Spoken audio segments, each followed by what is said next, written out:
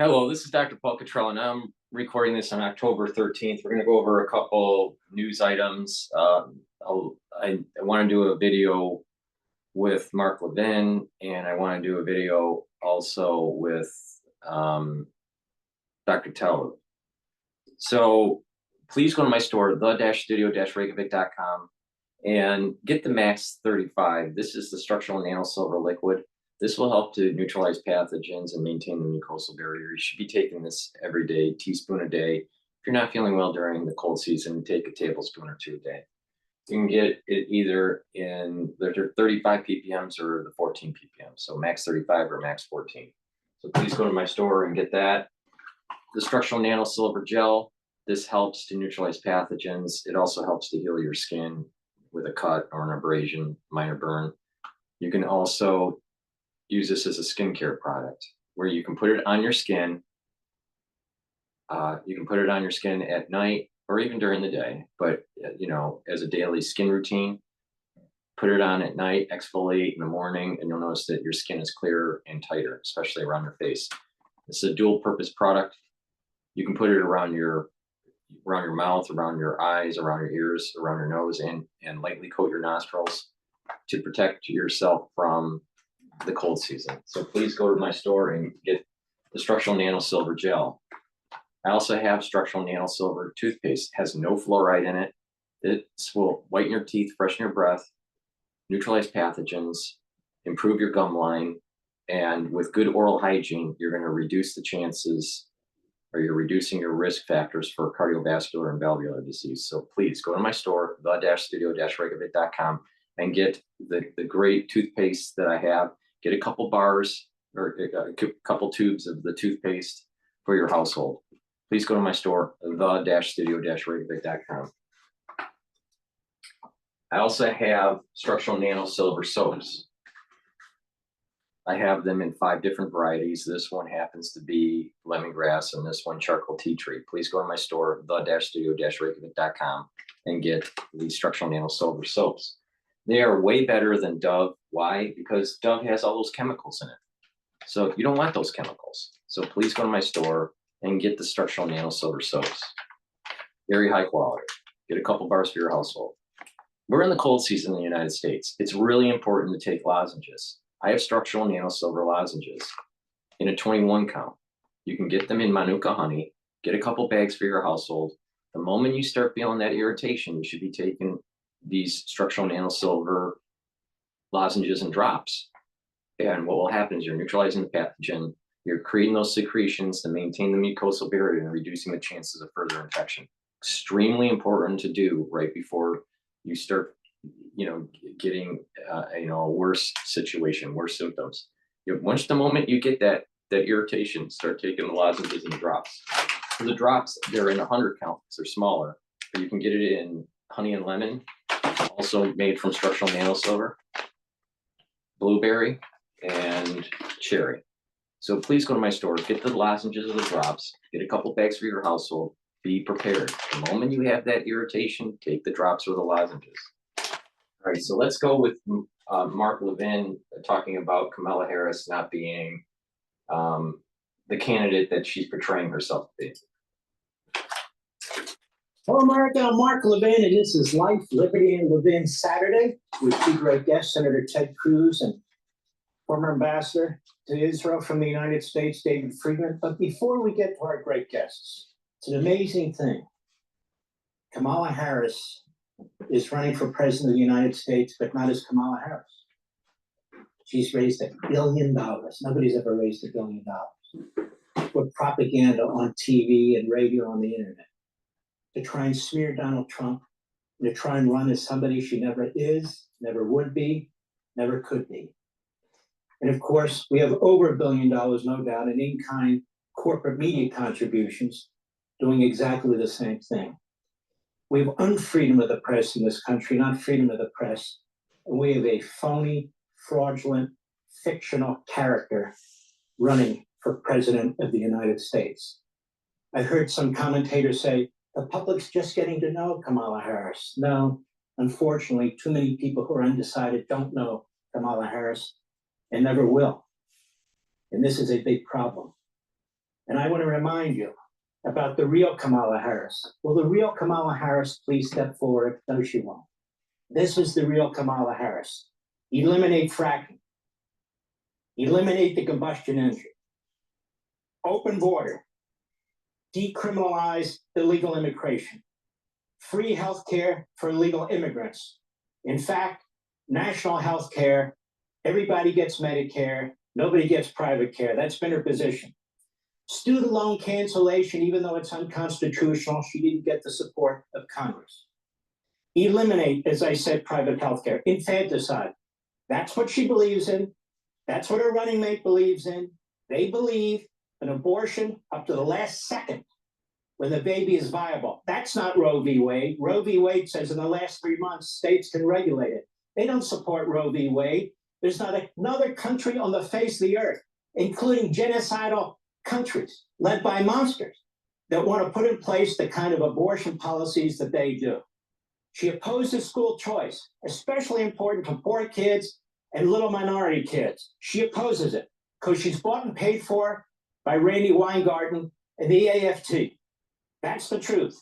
She opposes Title IX. Women's sports have been destroyed thanks to her. She wants to defund the police. She supports sanctuary states and cities. She supports a nationwide gun registration. She opposes parental rights. And it's even worse than that. She actually has a record.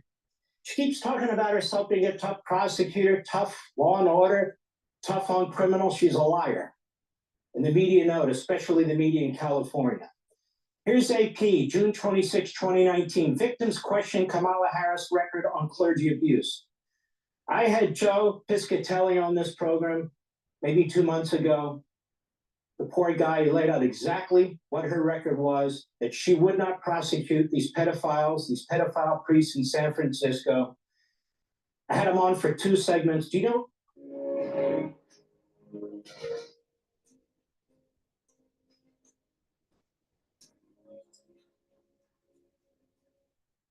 I had him on for 2 segments. Do you know what news organization picked it up? None. None. None in cable, none in network, none. Joy Piscatelli was angry when Kamala Harris emerged as a contender for the Democratic presidential nomination. It brought back the frustration he felt in the 2000s when he was a newly minted spokesman for clergy sex abuse victims. Harris was San Francisco's DA. Survivors of clergy abuse and their attorneys said that Harris's record on fighting sex abuse within the Catholic Church back then is relevant as the U.S. Senator from California campaigns for the presidency as a tough-on-crime ex-prosecutor who got her start prosecuting child sexual abuse cases. They complained that Harris was consistently silent on the Catholic Church's abuse scandal, first as DA and then later as Attorney General. Tell me, what news organization is focused on that? Friends at Breitbart, 2020, Catholic abuse survivors. Kamala Harris chose not to prosecute a single abusive priest. The executive director of the National Network of Survivors of Sexual Abuse by Priests said in a statement, said to Breitbart News that then DA Kamala Harris chose to ignore an opportunity to investigate priests in San Francisco for abusing children. Zach Heiner, the executive director of Survivors Network of those abused by priests, corroborated the bombshell details about Harris revealed by Breitbart News senior contributor Peter Schweitzer in his book, Profiles in Corruption. What did he find? Schweitzer exposed that during her 13-year tenure as DA, then Attorney General, Harris failed to prosecute even one case of pre-sexual abuse, though during the same period, at least 50 major cities had brought charges against priests identified as pedophiles.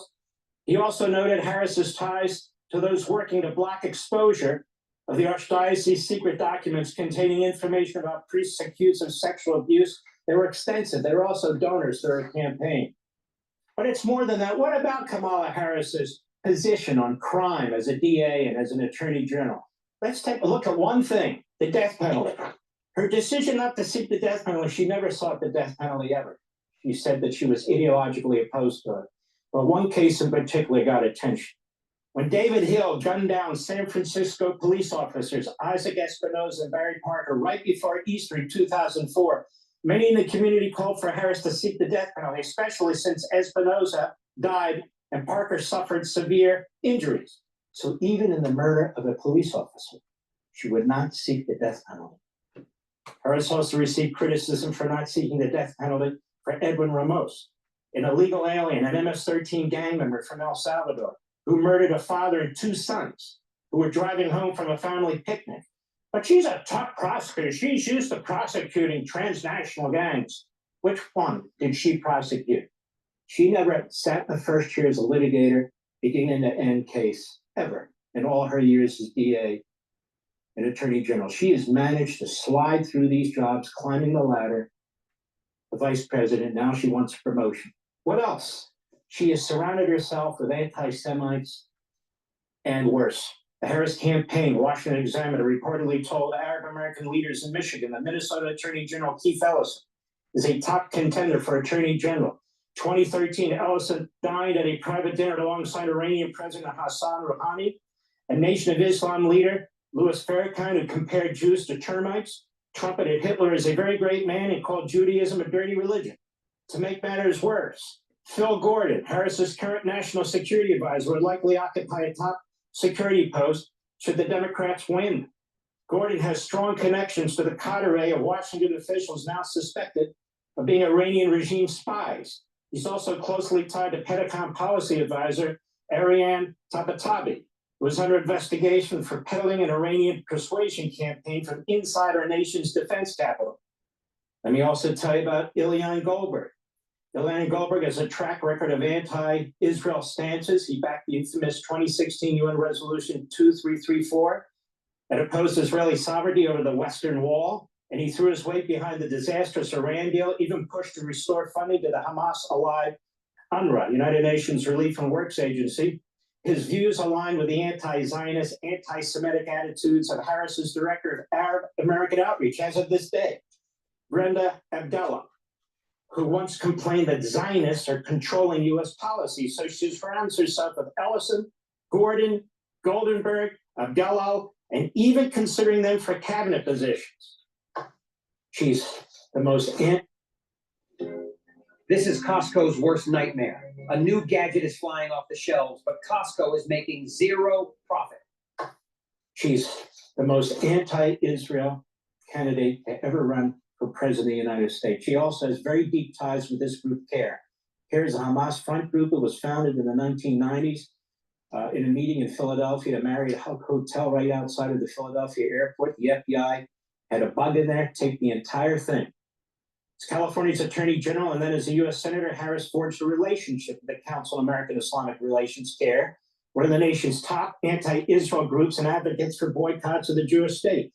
And involved in this, these protests in the street, you know, the River to the Sea protests, CARE advised Harris on community issues during her time in California politics. She later offered the group her gratitude and admiration. Even more than that, as the Attorney General, Harris partnered with the local CARE officials, relied on them to advise her about community matters. In 2016, she ran for the Senate. CARE's Political Action Committee donated $1,750 to boost her campaign. CARE PAC also has donated to prominent anti-Semites like Ilhan Omar. And by the way, she's never criticized Omar, never criticized Khalid. That comes to their defense and support of the re-elections. Harris's relationship with CARE, this Hamas front group, carried over into her Senate career. In 2018, she was one of several lawmakers who penned letters of support to CARE on its 24th anniversary. CARE is also known for its involvement in a fundraising effort tied to the Muslim Brotherhood that sought to support the Hamas terror group. The case is known as the Holy Land Foundation trial, presented evidence that CARE and its founders sought to financially boost the U.S.-designated terror group Hamas, which continues to wage war in Israel. And the director of CARE, after October 7th, stated that he supported what took place on October 7th. She's never renounced CARE. They still support her for president. Now, what about her character? How does she treat the little people? Gee, there used to be articles about this all the time, but not anymore. No, we got to get her across the finish line. Vice President Kamala Harris had 92% staff turnover during her first 3 years. This is from the open books. People really, really do not want to work for Kamala Harris, wrote former staffer Dan McLaughlin in January 2022.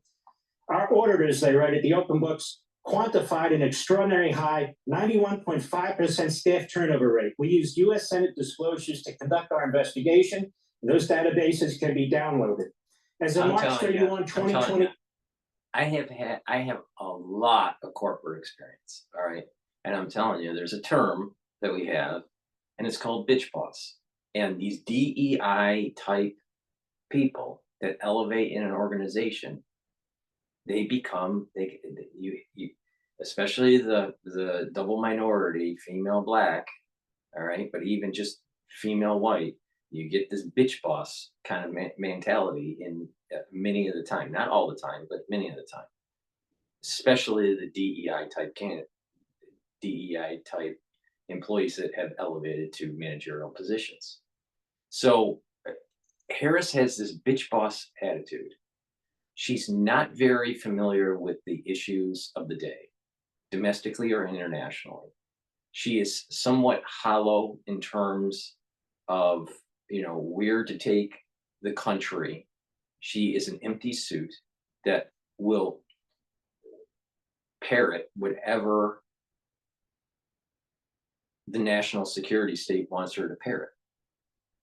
So she's an empty suit. She's not an intellectual at all. She's terrible at speaking. I don't think she has a very strong understanding of economics. And, as Mark is bringing up here, she really has just kind of slid through life with her careers, and that she never really was in a real leadership role, from start to finish. So maybe she's, starting pitcher, but not a closer, right? Right. So I would say this. I would say I'm very concerned. Maybe he'll get to this point with this whole DEI and bitch boss mentality on her, and that's the reason why her staff leaves habitually. We also have put it in the lens of reparations, because when bitch bosses are in power, they have a tendency to have hubris, and they're going to push for certain things in an organization, in this case at the national level, and potentially even international level, that go in the grain of their social agenda or their worldview. Her worldview is socialism, maybe even to the element of communism. Now you put Waltz and Harris together, and you got a very strong ticket that is very strong socialist, very heavy to the left, potentially going to communism. The Democratic Party wants a one-party system. The Democratic Party wants to erode our constitutional freedoms. The Democratic Party wants to erode the freedom of speech. The Democratic Party wants to erode our Fourth Amendment of improper search and seizure. The Democratic Party wants to erode our Second Amendment. Now, we have the Second Amendment to protect the First Amendment. All right. So the key here is that for a person that has a law degree, Harris has a law degree. It's surprising, but she has a law degree. But she does not seem to understand why the Constitution is written the way it is, and the wisdom that's in there. In terms of abortion, as I've stated on many videos, this whole late term abortion thing it needs to be abolished in most cases. The reason being, if the child, if the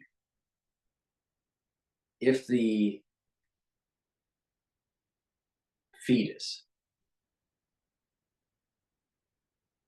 is known to have a problem, developmental problem, then it should be the decision by the parents to terminate the pregnancy, even in a late stage, because they're the ones that have to deal with the issue, and they may want to try again, and sometimes developments don't work out, right? Sometimes you won't know that something happened early. Usually, early on, but sometimes something happens during the development, and you decide, okay, this child, this fetus may be viable when it's born, but it's going to have a lot of problems. So let's terminate and then abort and then try again. that should be up to the parents, all right, not the state. But if they are to the point where it's it's a late term, and it's some sort of social economic reason, you know, or they were lazy about the situation and terminating early on. No, no, no, no, no, no, no, no. Certain rights have to protect the unborn. If there are rights for women, there should be through the Constitution, which I think there are. I believe that. But there are also rights of the unborn in the Constitution. So my take on this is that first, first term, you know what, that situation, in my opinion, states should allow for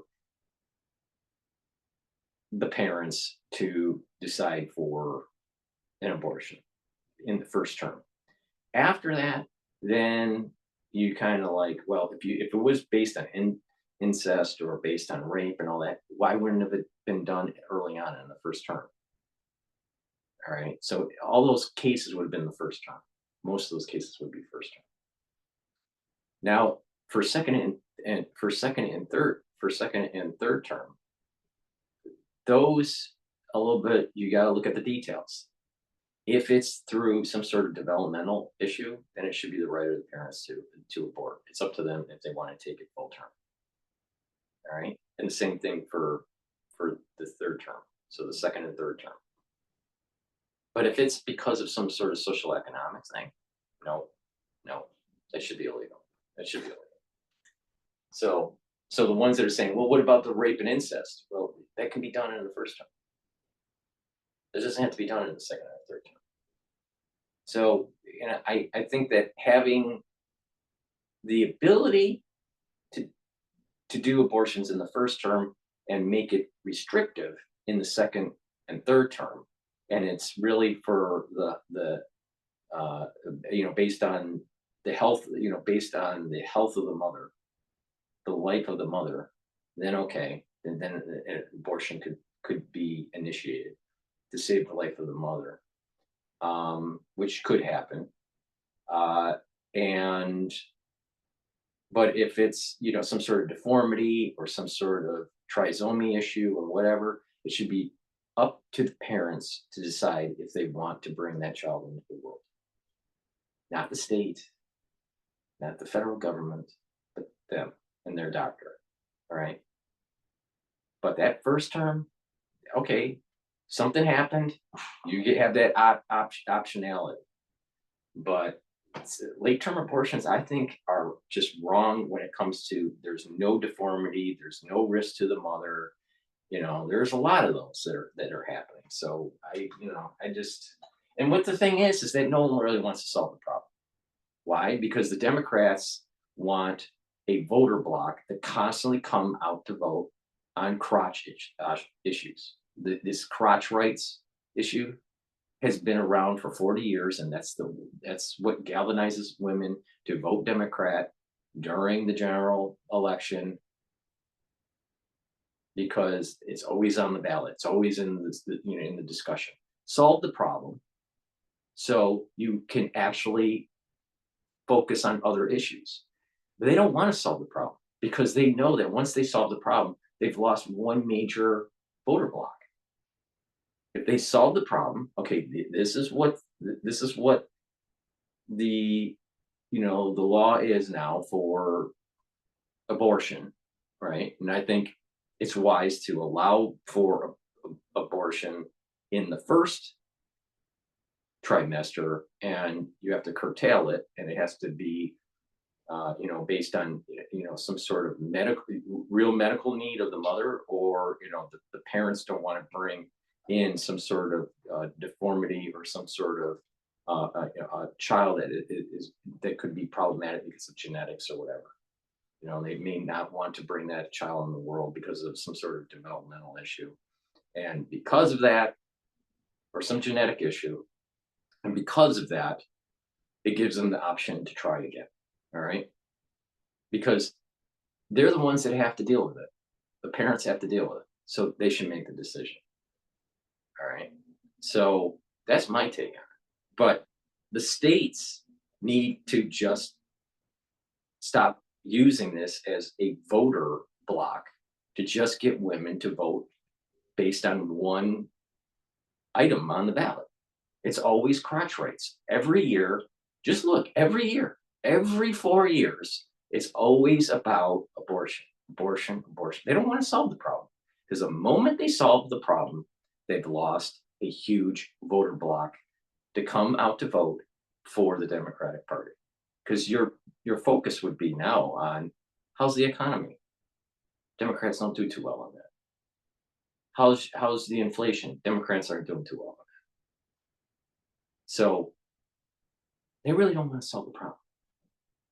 That's the reality. So that's my take on it.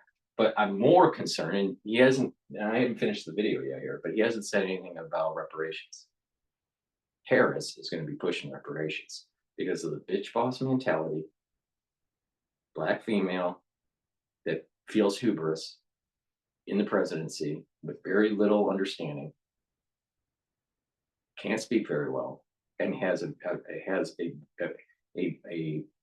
worldview of socialism. Please go to my store, the-studio-reykjavik.com, and get the collagen and peptides. This helps with your bones, your joints, and also your skin, nails, and hair.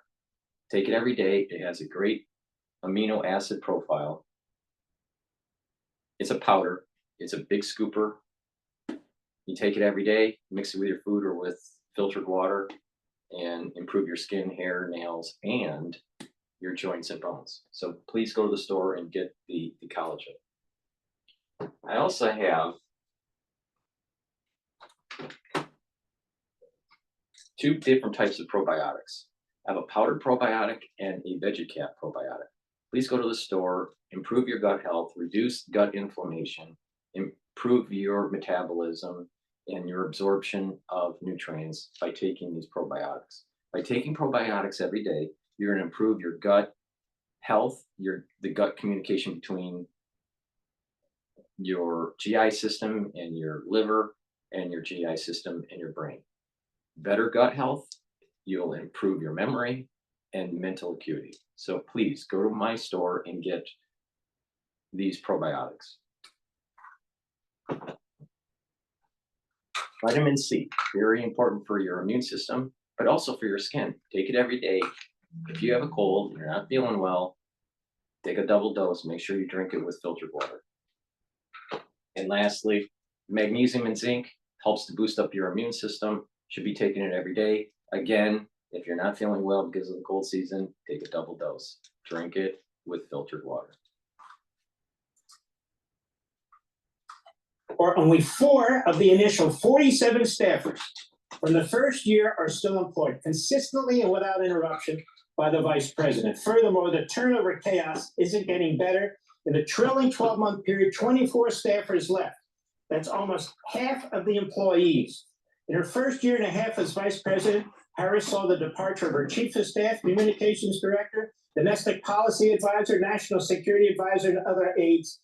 That's a common theme that you see in corporate. When a bitch boss comes into office, into their position, and they, act as a dictator, and people realize this person isn't very up to the job because their skill set is subpar, people leave. And you're seeing it here. This is symptomatic of a larger issue. It's the bitch boss mentality that I'm telling you about. And through the bitch boss mentality, you are going to have a person that is going to be pushing reparations. Trust me on this. Atlantic magazine. Now think about this. You want joy and happiness.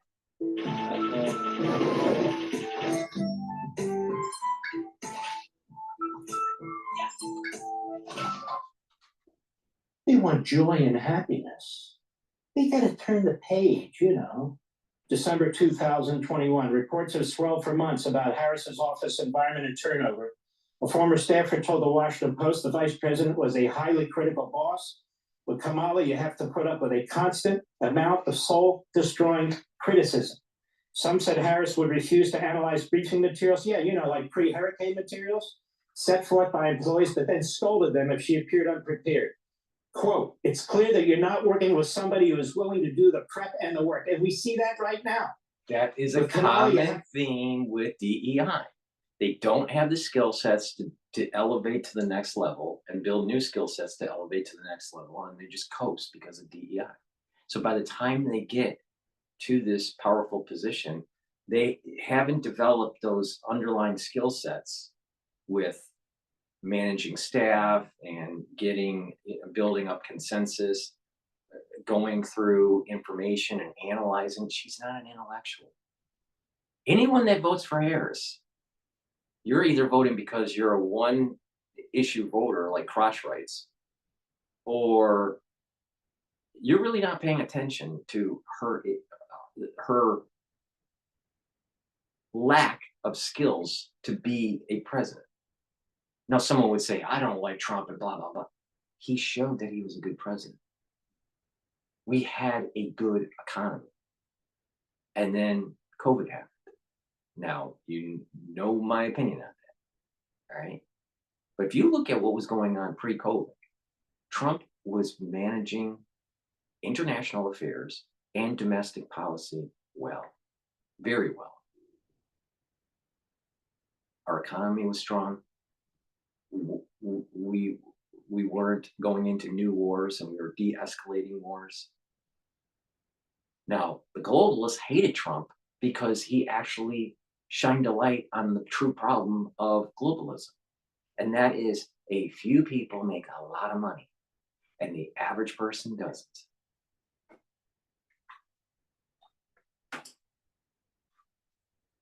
Put up with a constant amount of soul-destroying criticism and also her own lack of confidence. So you're constantly sort of propping up a bully, and it's not really clear why. One of the things we've said in our little text groups, the former employees among each other, is what is the common denominator through all this is her, Durand, who left Harris's office after 5 months in his role. And in a recent column, Durand, now the editorial page editor at the San Francisco Examiner, wrote that it was sad to see her repeat the same old destructive patterns. And it goes on, these quotes. Politico used to write about this. Now, of course, they sit on it. Not a healthy environment. Kamala Harris office rife with dissent. Dropping the F-bomb all the time, telling people to call her General. Good morning, General, and stand firm. One young intern she told, don't ever look me in the eyes.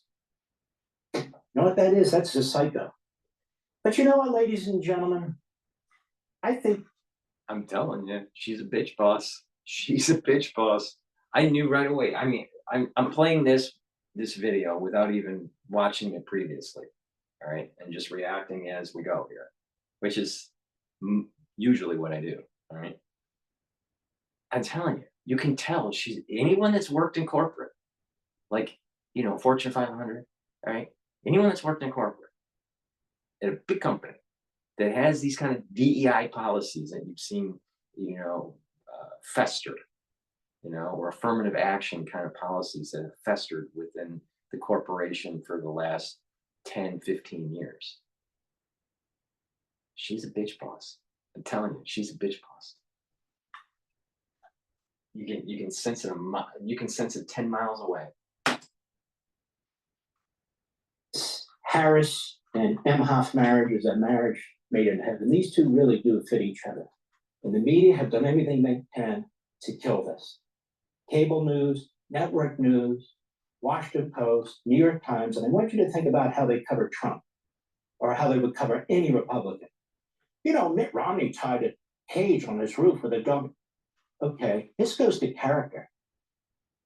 They're running a phony, fraudulent, deceitful campaign, trying to lie to the American people about this woman and her record. She is a disaster. And not only that, they ran a fraudulent campaign of the viability, the mental viability of Biden. And they used COVID as the cover. Now, a lot of people saw through it, but many people didn't. And now we're in this, crazy time where the president Biden decides to step away from the campaign. It was literally a coup. All right. And now they're propping up another person that's an empty suit. Now, Biden had a lot of legislative experience, being a senator for so long and a VP. But Biden is a mobster, all right? Biden has more of a mobster mentality, but now he has dementia, and he's declining because he's getting older. That's different. Harris was born stupid.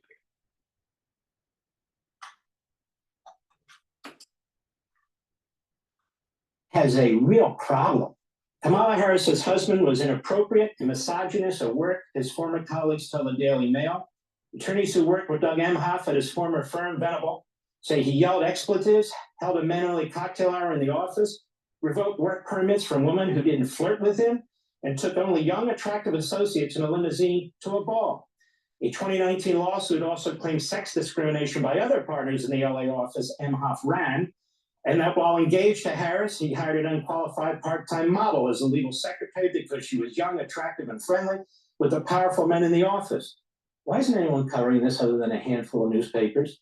The claims are the latest in a string of allegations revealed by the Daily Mail that threaten to shatter Emhoff's image, heavily promoted by the Harris presidential campaign of a feminist ally and a wifey guy. Oh, and the new kind of manliness. In August, the Daily Mail revealed the LA lawyer cheated on his first wife, got his daughter's grade 12 teacher and nanny pregnant, as reported by Breitbart. Doug Emhoff paid $80,000 in hush money to this former nanny as part of a non-disclosure agreement. Oh, whoa. Did anybody tell Alvin Bragg that? Hush money to silence somebody he may have abused or a woman. Wow, during the course of the campaign. Now that hush money was paid early, but it wasn't revealed. So as I understand it, the precedent's set in that Manhattan court. Because obviously they're trying to keep all this quiet to influence the election. Are they not? All right. Wow, that seems like a... So what exactly happened with her husband was exactly what they're blaming Trump on. I'm telling you, the Democratic Party is full of corruption and falsehoods, and they're pushing a socialistic agenda. Harris is an empty suit. She's an empty suit that has a worldview that is antithetical to our constitutional freedoms and to what actually made this country strong economically. Now, if you want to vote for her and you get bitch boss in the presidency, don't blame me, blame yourself.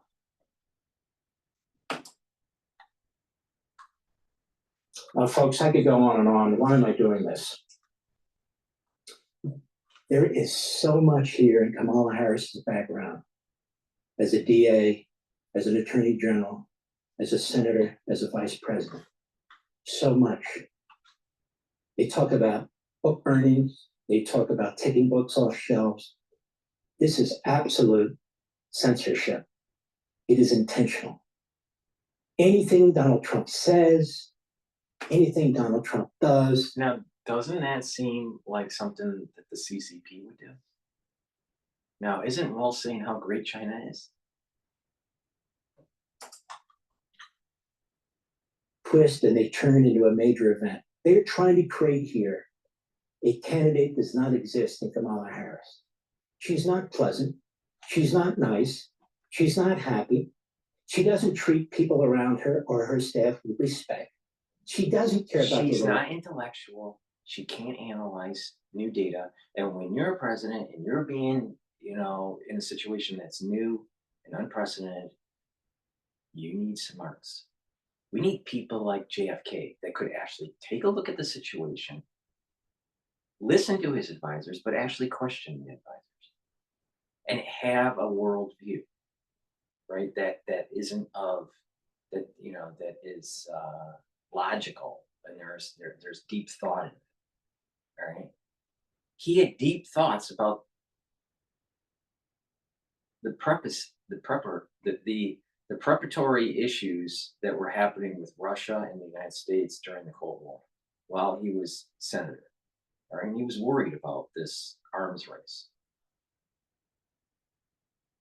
So by the time he gets into the presidency, he had a deep thought about the escalation, the quick escalation that could take place.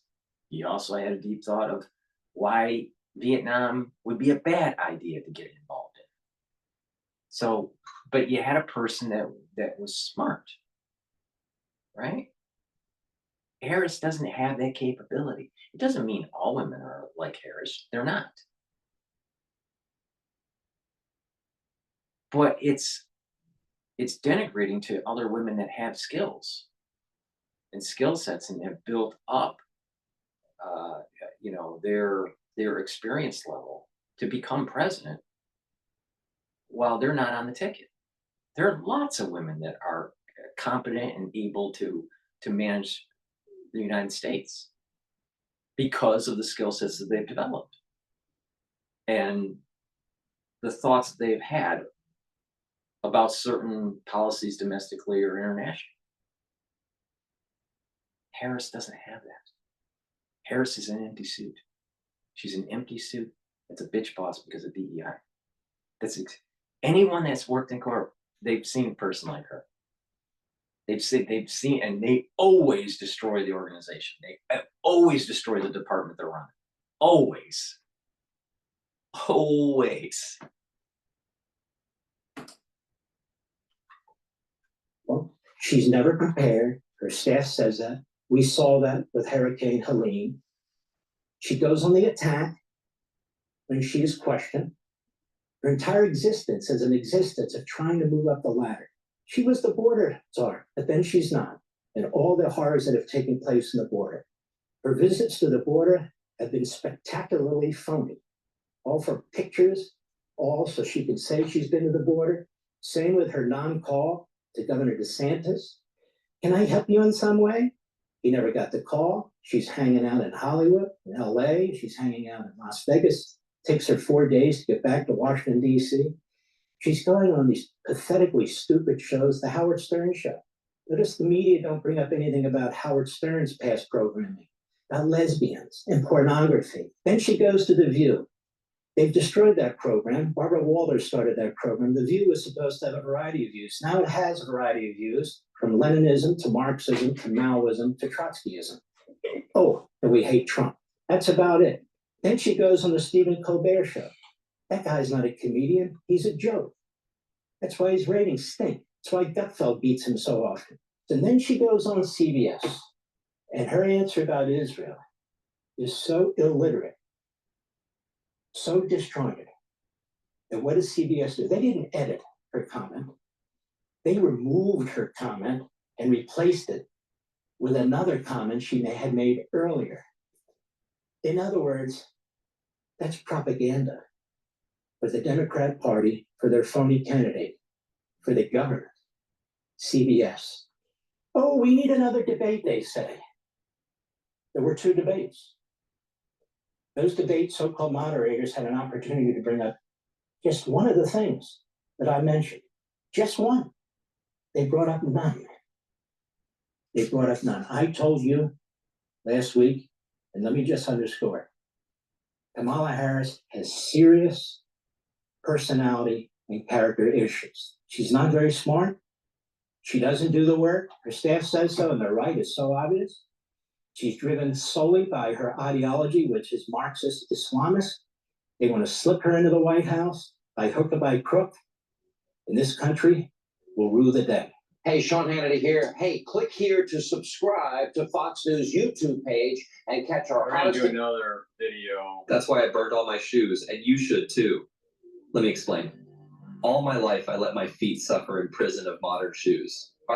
Since she Alright, announced so- her candidacy, So Victor Davis is going to, Hansen is going to talk about Camelo. All right. I haven't watched this video, so we'll play it, and ad-lib the whole thing.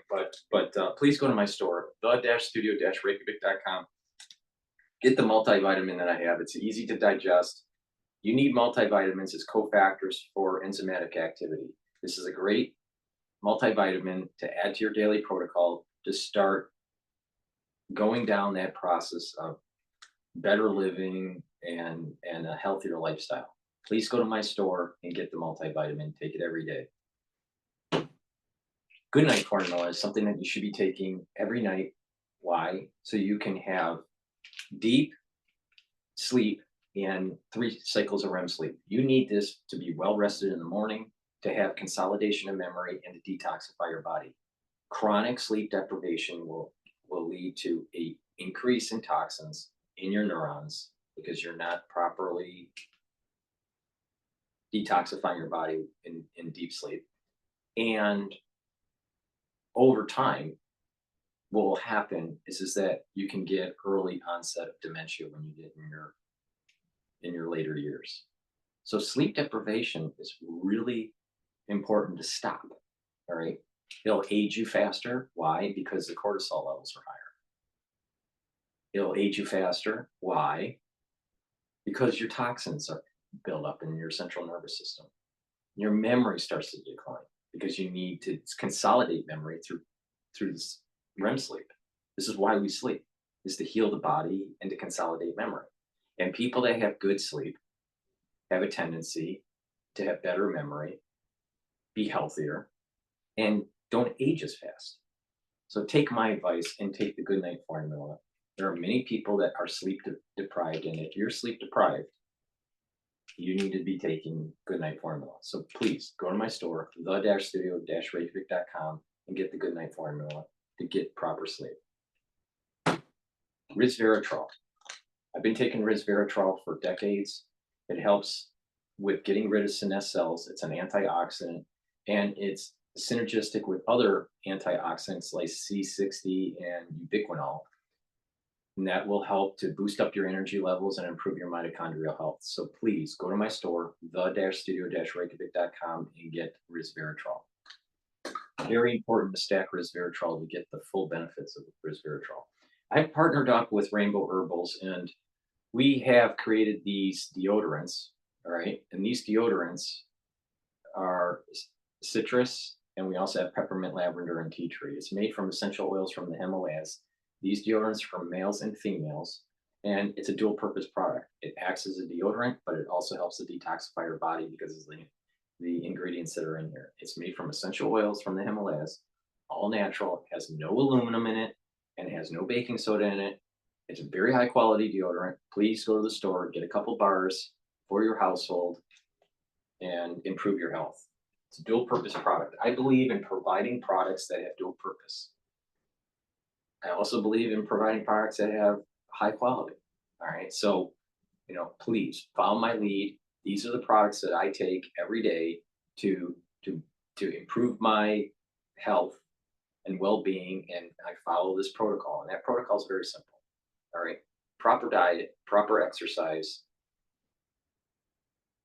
do some balancing exercises, doing stretching exercises, improve your brain by challenging it, learn something new, read, write, talk to real people, all right, in the real world, and proper supplementation. When you do those things on a consistent basis, you're going to get that compound effect, and you're going to slow down the aging process. You're going to build up a better immune system. You're going to have a better endocrine system. You're going to slow down the aging process, and you're just going to you'll feel that you have more vitality. You'll be moving around more because you have more ATP, you'll have more energy. So please listen to what I do and what I take for supplements. You follow my lead, and it'll improve your health. So please go to my store, the-studio-reykjavik.com. All right, I'm going to play Victor's take on Kamala Harris and comment. Or she was announced as the candidate. Donald Trump has met with interviewers, press conferences, town halls, not counting the rallies, about 75 times. She's given 5 interviews, no press conferences whatsoever. And they have been with a local Philadelphia sympathetic reporter who, it was a disaster. And then she gave one with Dana Bash, but she insisted that Waltz be with her. And some of the questions were framed with multiple choice answers in advance. Then she gave one with the Association of Black Journalists that didn't go down well, very short. Then she gave one with Oprah, where Oprah was sort of coaching her. That did not go down well. Then she gave one with two NBA former players that did not go down well. So my point is that she will not talk for more than 10 or 20 minutes, and only with a sympathetic interviewer. And if she does a debate, or if a Trump person does a debate, whether she's in it or not, the moderators now have discredited the genre entirely. We saw that with the Trump debate, where they intervened and they promised they would not do that again. And then, of course, CBS, the two moderators on Tuesday night, started fact-checking singularly and solely Vance and incorrectly. And they were wrong about the fact check, but they were not supposed to do that. So it's been very hard for the Trump-Vance team to bring her out, because if you want to debate her, she will only debate on network news. And network news has been disastrous for Donald Trump. The first time he did it, it was the setup stress test for Joe Biden. He was pretty much on the way to a landslide victory, and then they goaded him into saying, come on CNN before either candidate has been nominated and before the conventions have been held. We've never done that. And yet he did. And he watched Biden melt before his eyes. And that was the signal to the powers that be to remove him. And then when Harris came back, she goaded him into a debate in which Mr. Muir and Ms. Davis intervened again and again. They picked the questions that were tailored toward Kamala Harris. They asked for follow-ups and explicit stick to the question types of corrections to Trump. They fact-checked him. And then they did the same thing with Vance. So it's hard for him to get into a fair, disinterested debate or venue with her. And then if she does not meet that, she does not hold press conferences, and she will only be interviewed for a brief time. And I think now, in the last 30 days or so, she will not do any interviews because they have been disastrous. I will say, though, that if you look carefully at the polls the last 72 hours in the swing states, she is hemorrhaging. And that is a result of the aggregate effect of, as you pointed out, in part the Harris-Vance debate, but also the aggregate effect of all of these interviews that were staged transparently so. And she just went into a wash, rent, spin cycle where she talked, no matter what the question posed, she says, I'm middle class and I grew up and I believe in empathy and I believe in a can-do economy. And the answers have no bearing or no relationship question asked.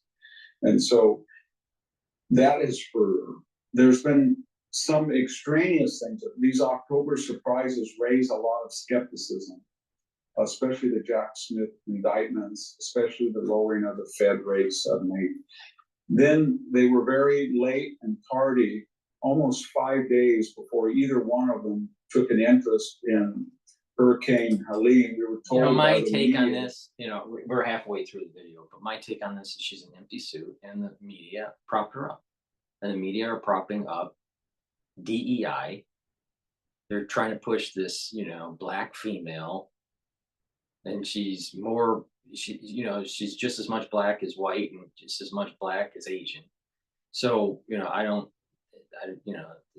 she placates to whatever constituency that she's talking to.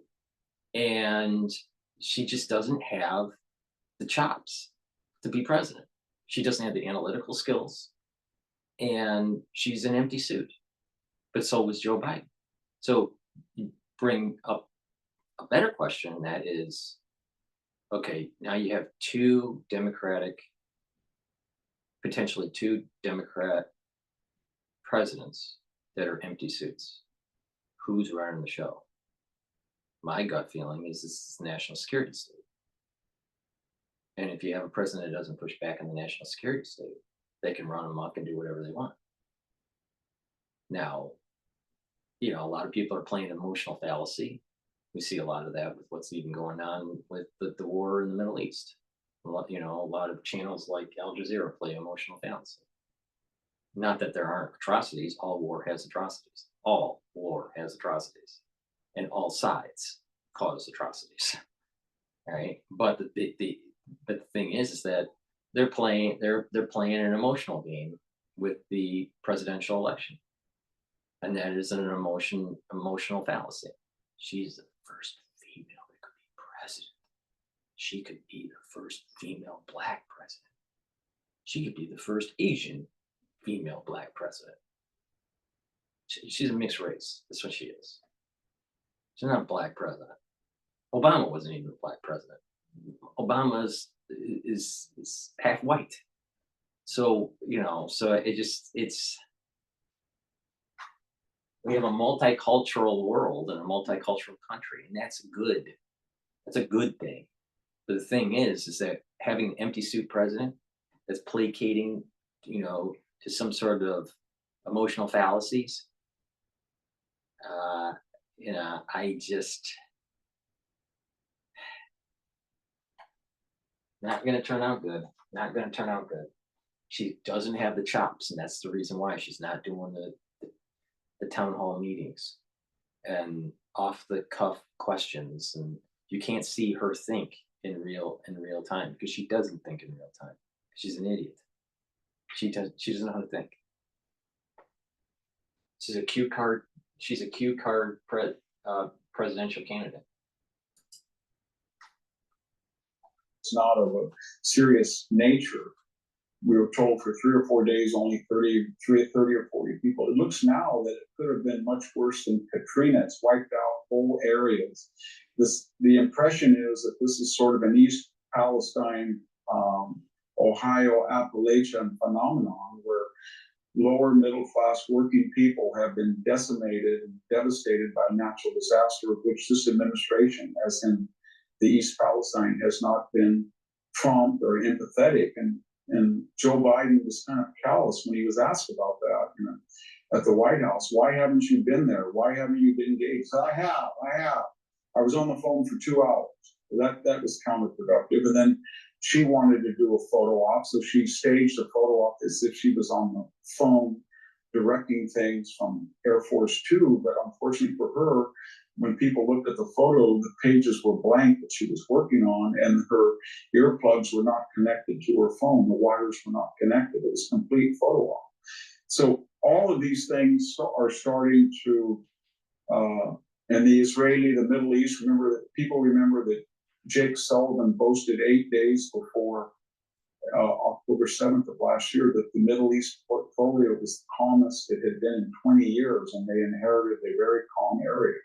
So I think people are looking at these things in Ohio, in Pennsylvania, Michigan, Wisconsin, and it's going to be very close. But right now,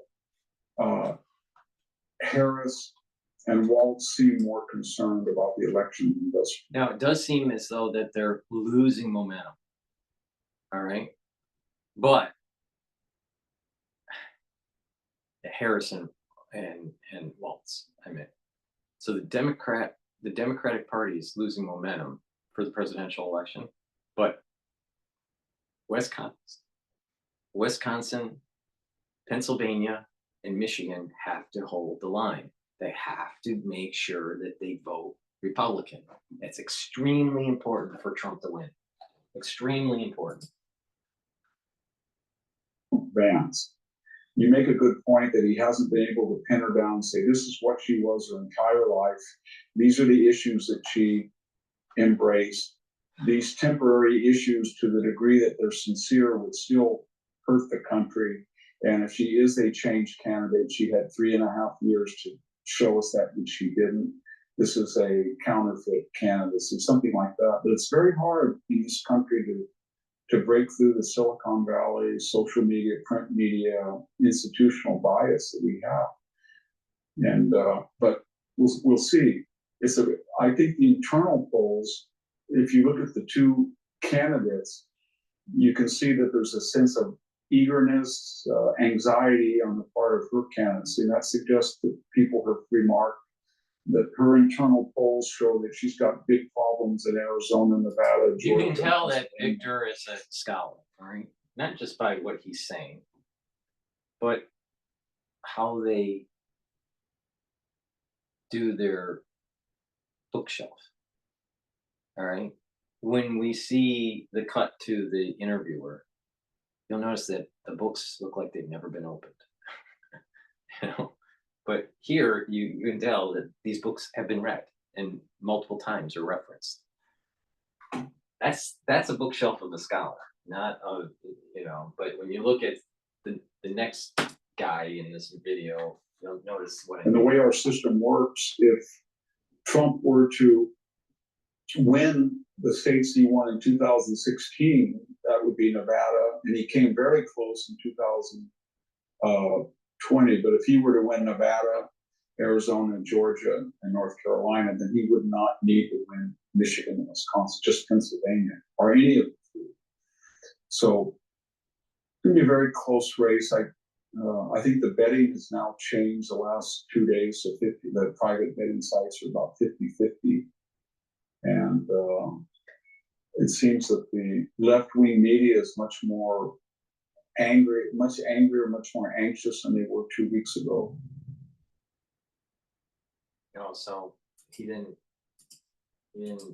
So the ag thing all right, this is is the a end of the video. setup stress test for Here, Joe. this is what I mean. You see Victor's bookshelf; it's in disarray. That's a sign of a scholar. And you have this other guy, Anderson, John Anderson, and it looks like a law library that no one uses. Okay, so that's John. That's Victor Hansen's, you know, commentary on Harris. We'll go to Al Jazeera here in a second. Please go to my store, the-studio-reykjavik.com, and get the olive leaf extract. This dual purpose product boosts up your immune system and your cardiovascular system. How? By bringing down inflammation. How does that happen? Well, olive leaf extract will lower your LDL levels and increase your HDL levels.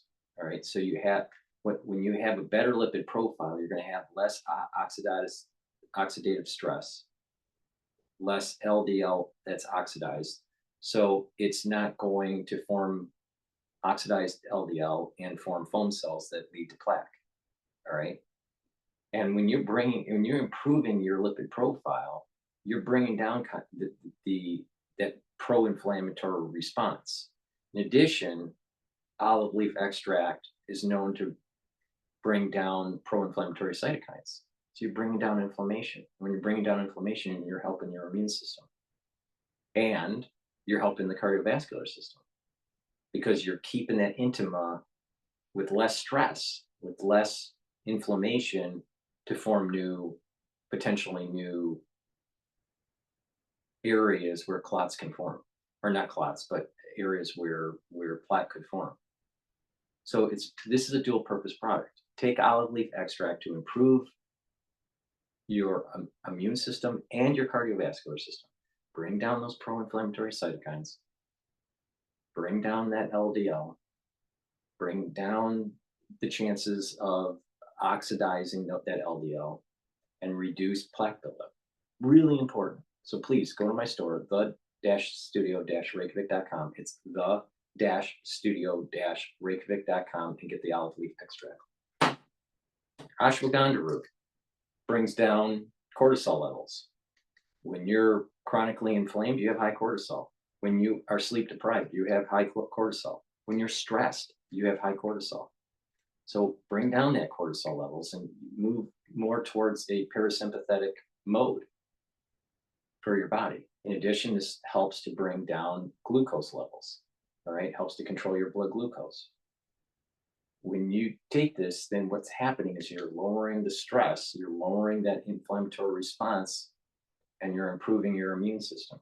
It's synergistic with turmeric, which is an antioxidant, but also helps to bring down pro-inflammatory cytokines. So by taking these together, you're bringing down that inflammation, you're bringing down that stress response, and you're improving your immune system and your cardiovascular system. This is synergistic with olive leaf extract. So please go to my store, the-studio-reykjavik.com, and get the turmeric and the ashwagandha. The link is in the description of this video.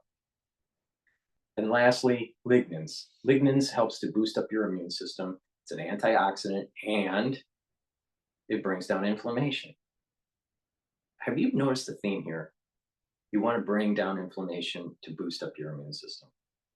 And it's a twofer. It also helps with your cardiovascular health. So please, with lignans, bring down that inflammatory response. It's also an antioxidant. It's a powder, mix it with food or with filtered water and take it every day to boost up your immune system. It also helps with your hormonal health for males and females, extremely important when you get older. Please go to my store, the-studio-reykjavik.com, and boost up your immune system. Why? You know what? In the post-2020 era, turbo cancers are all over the place. We need to have a boosted up immune system because an immune system can fight cancers and fight infections. When you have a weakened immune system, it can't fight cancers off as well, and it has a problem with fighting infection. So please take my advice, boost up your health, boost up your energy levels, bring down inflammation. So you are slowing down the aging process and boosting up your immune system. All right, let's go to Al Jazeera here and see what they have to say. I have no idea what they're talking about right now. In 2006, like you mentioned, you look into it, like Said Nasrallah said, it's burning when disar. I mean, we didn't know about it. There are things that we don't know about it, of course. So this is within or in the hands of the military. So we wait and see. No, I mean, you have this clear differentiation between the military and the politics. It's not that we have this clear differentiation or whatever. We're all Hezbollah and we are proud and honored to be Hezbollah.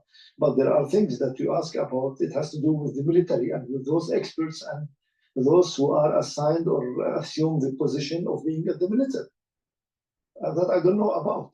It is a kind of very tight or close to those who work on it. I'm not aware of it. Dr. Musa, politically, right now, Hezbollah is delegating in a way or another to Speaker Nabil Berri to negotiate with the mediators. It's not the first time. But what about on the internal side?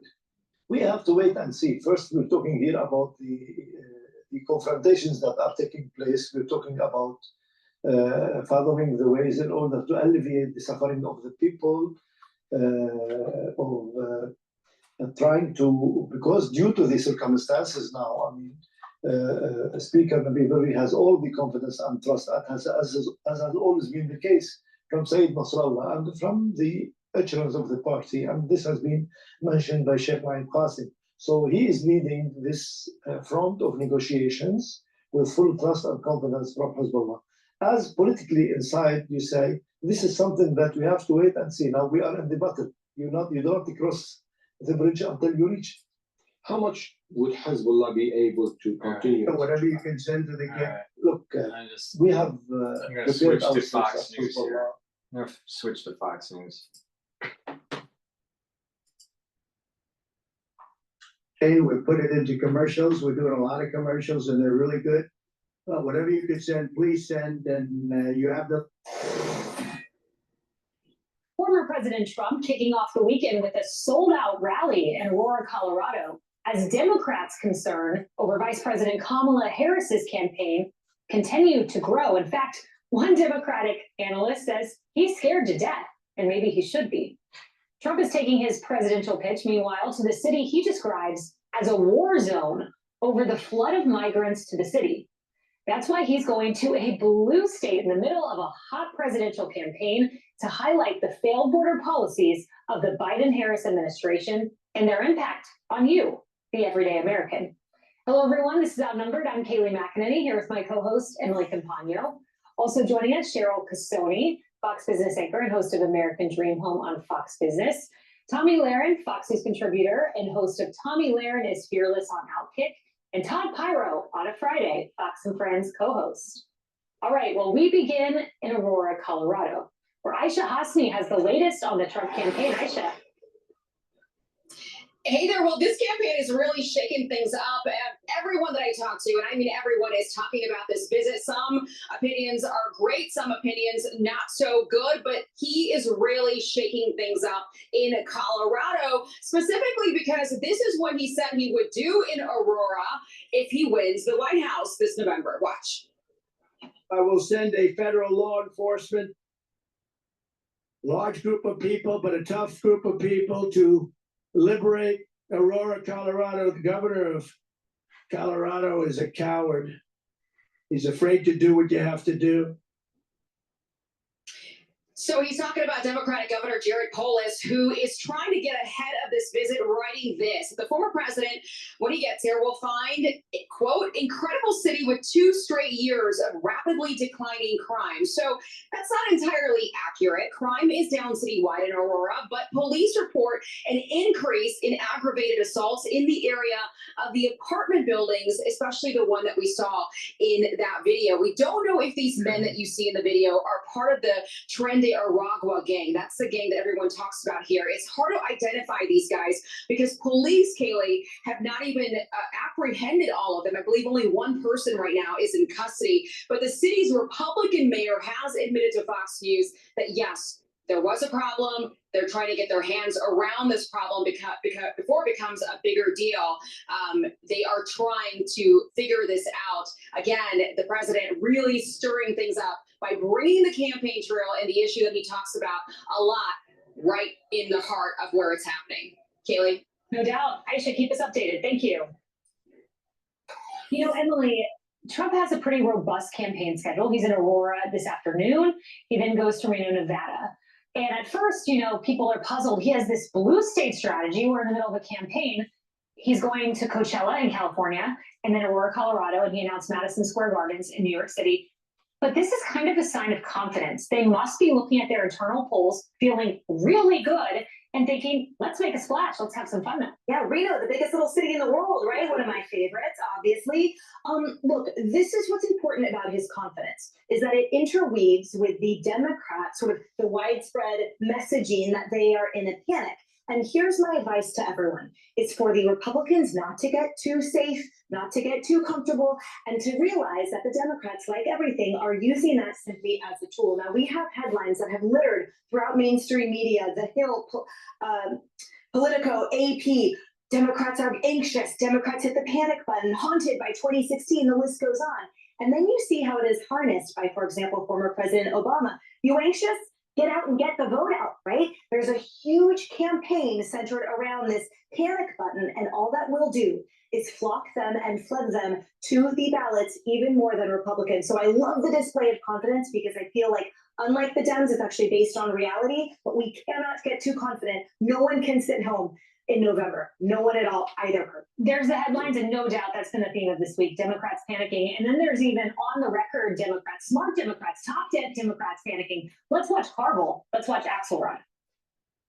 Only thing I feel is the election's coming November 5th. I'm scared to death, and I'll get a time to be up. You're not in a reflective mood. Not in a particular reflective mood right now. I'm very, very concerned. I think the vibe right now isn't great. There's concern. I'm not minimizing the fact that I do think she stalled out about 10 days after the debate. I mean, Cheryl, it's a definite shift from Democrats who are kind of truth tellers in the party. Right. Well, okay, you have James Carville, who is, he's Bill Clinton's, right-hand guy, or he was, and he knows what he's talking about. They must be seeing something in their internal polling that is telling them how much more she's in trouble than the polling that we see. Because the polling that we have, those new Wall Street Journal poll out today, close race, not the swing states. Some have Trump up by 5 points, like in Nevada, for instance. As far as about Axelrod, I think he's using his television appearances to coach her and to get a message directly to her, to Walls, that you need to start speaking the language of the moderates and you need to start answering questions. And by the way, I had Newt Gingrich on with me this morning on Fox Business, and I asked him the same exact question about why all of a sudden do you have James Carville coming out here and saying that you're scared?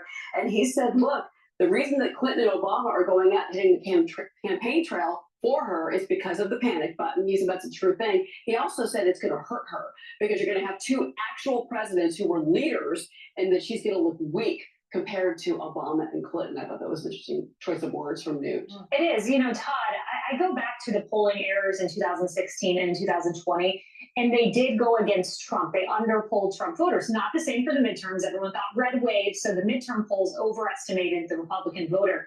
This is the poll I keep going back to. If the polls have that same error, kind of undercounting the Trump voter, this is the reason I'd be panicking. You see Harris is up 1.8% nationally. Biden at this time was up 10.6% nationally, 5 times the lead Harris has. So you have to ask the question, why? And I think this has 100% to do with the fact that we are about 3 weeks away from the election. And Kamala Harris still can't deliver that bite-sized nugget thesis statement. Remember when we were in school, you have to deliver the thesis statement, that one main takeaway for every paper you wrote? We still don't know what that thesis statement is from her on the economy. She wants to help the middle class. Great, so does everybody. That's not a plan. What's her plan on immigration? She goes back and forth, doesn't come up with any specifics, whereas Donald Trump delivers bite-sized nuggets that when you're in the voting booth, you can take away. The only deliverable that she delivers on the campaign trail is that Trump is a threat to democracy. And I think at this point, that is mere background noise, especially in those blue wall states. This is the problem when you have an empty suit that is tied to DEI, that's elevated to the status of being on the presidential ticket for the Democratic Party. And you really don't have the skill sets to be a leader. Now, do you really want to vote someone into office that's like that or not? I personally don't want her in office. And I also think that she's going to have this bitch boss attitude, and she's going to be pushing reparations. Now, hopefully, Trump wins, but it's going to be close, and this is the reason why Michigan, Wisconsin, and Pennsylvania have to hold the line for the Republican Party. They have to hold the line. Main concern for the Democrats right now, because if you're a 45-year-old guy like me, undecided in your vote, what are you focused on? This concept of democracy or the fact that you're having trouble paying for your kids? To me, the latter resonates more with somebody my age, and I think that's what's hurting her in the blue wall right now. You know, Tommy, let's go a layer deeper, because the headlines have not just been Democratic panic, but Democratic panic over some of the crosstabs in the polls. And you see this here. You see the Hill, Democrats fearing that Harris is losing too many male voters to Trump. USA Today and Razor Close Nevada, Latino men shy away from Harris. In Wall Street Journal, Kamala is struggling to break through with working class voters. These are huge subgroups that Democrats must win, or at least excel somewhat with. Also want to say, I don't believe it has anything to do with her being a woman. I don't think that's why she's having a problem with male voters. I think it's because she doesn't connect with them, to your point, Todd, on the issues that matter most to them. And I would also, to piggyback off your point, you have to be in a pretty privileged She's a bitch position. boss. She's a bitch boss. That's what she is. She's a DEI bitch boss. That's why she's not connecting to male voters. Those in the media are, to think that January 6th and democracy is the reason you're going to go and cast your vote for this candidate or the other. That's a very privileged position to be in. Most Americans, thanks to her and Joe's economy, are not in that position. But she's struggling because she doesn't have authenticity, and that matters to every group across the board. It even matters to young people, and we're seeing that she's doing well with young people, but not as well as she could be, because people can sniff that out. She's got a different accent every group she talks to. She relies on the talking points, and she comes across as unprepared and messy. This last week has been messy, not just because there's 2 major hurricanes and it's very tone deaf to go on Colbert and call her daddy, but also because in every interview we get a different Kamala. There is no structure there, and she comes across as very chaotic. People don't want chaos right now, and they're going to remember that in 3 weeks. No doubt. And look, she had a decent debate. She had the help of 2 moderators there. She can read off a teleprompter. We've seen that. She had a fine DNC. But lately it's been different. And yesterday I watched Trump. Yesterday I watched Obama. And they were both very fluid on the campaign trail. They're both very natural. They're used to it. And then Kamala Harris, it's clunky, it's awkward. I mean, for someone running a vibes campaign, the vibe right now is awkward. All right. Hey everyone, I'm Emily Campagno. Catch me and my co-host. Before we go to Al Jazeera again, please go to my store, the-studio-reykjavik.com, and get the vitamin B complex. This is for cellular metabolism. It also helps to improve the health of your mitochondria. Please make sure that you take the vitamin B complex every day. And as we get older, we have to protect our neurons, and we have to take supplementation that kind of boosts up that neural health. Vitamin B complex helps with neurons. So please go to my store, the-studio-reykjavik.com, and get the vitamin B complex. Digestive enzyme complex helps to break up carbohydrates, proteins, and lipids. So it's easier to digest. It puts less stress on your pancreas. As we get older, our pancreases don't work as well. We need a little bit of a boost. So digestive enzymes will help with that. In addition, it will break up glycoproteins. That was important in 2020. And also it has bromelain in it, which is a fibrinolytic, which helps to break up clots. Digestive enzyme complex is synergistic with nattokinase. Myotrol, very important to maintain muscle and to build muscle. If you're working out or you're an athlete, you should take Myotrol. If you're getting older and you want to maintain muscle mass, take Myotrol. It also helps to boost up the health of your mitochondria, which is really important for muscles. So please go to my store, the-studio-reykjavik.com, and get Myotrol. It's great for muscle building and to maintain muscle. All right, let's go to Al Jazeera, see what they have to say.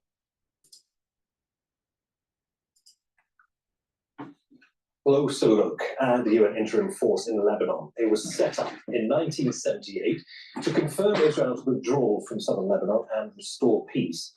In 2006, its mandate was expanded to include the cessation of hostilities, support the Lebanese armed forces, and ensure humanitarian access for civilians. As of July of this year, nearly 11,000 personnel are active in the force, with 17% of their 450 daily operations conducted alongside Lebanese forces.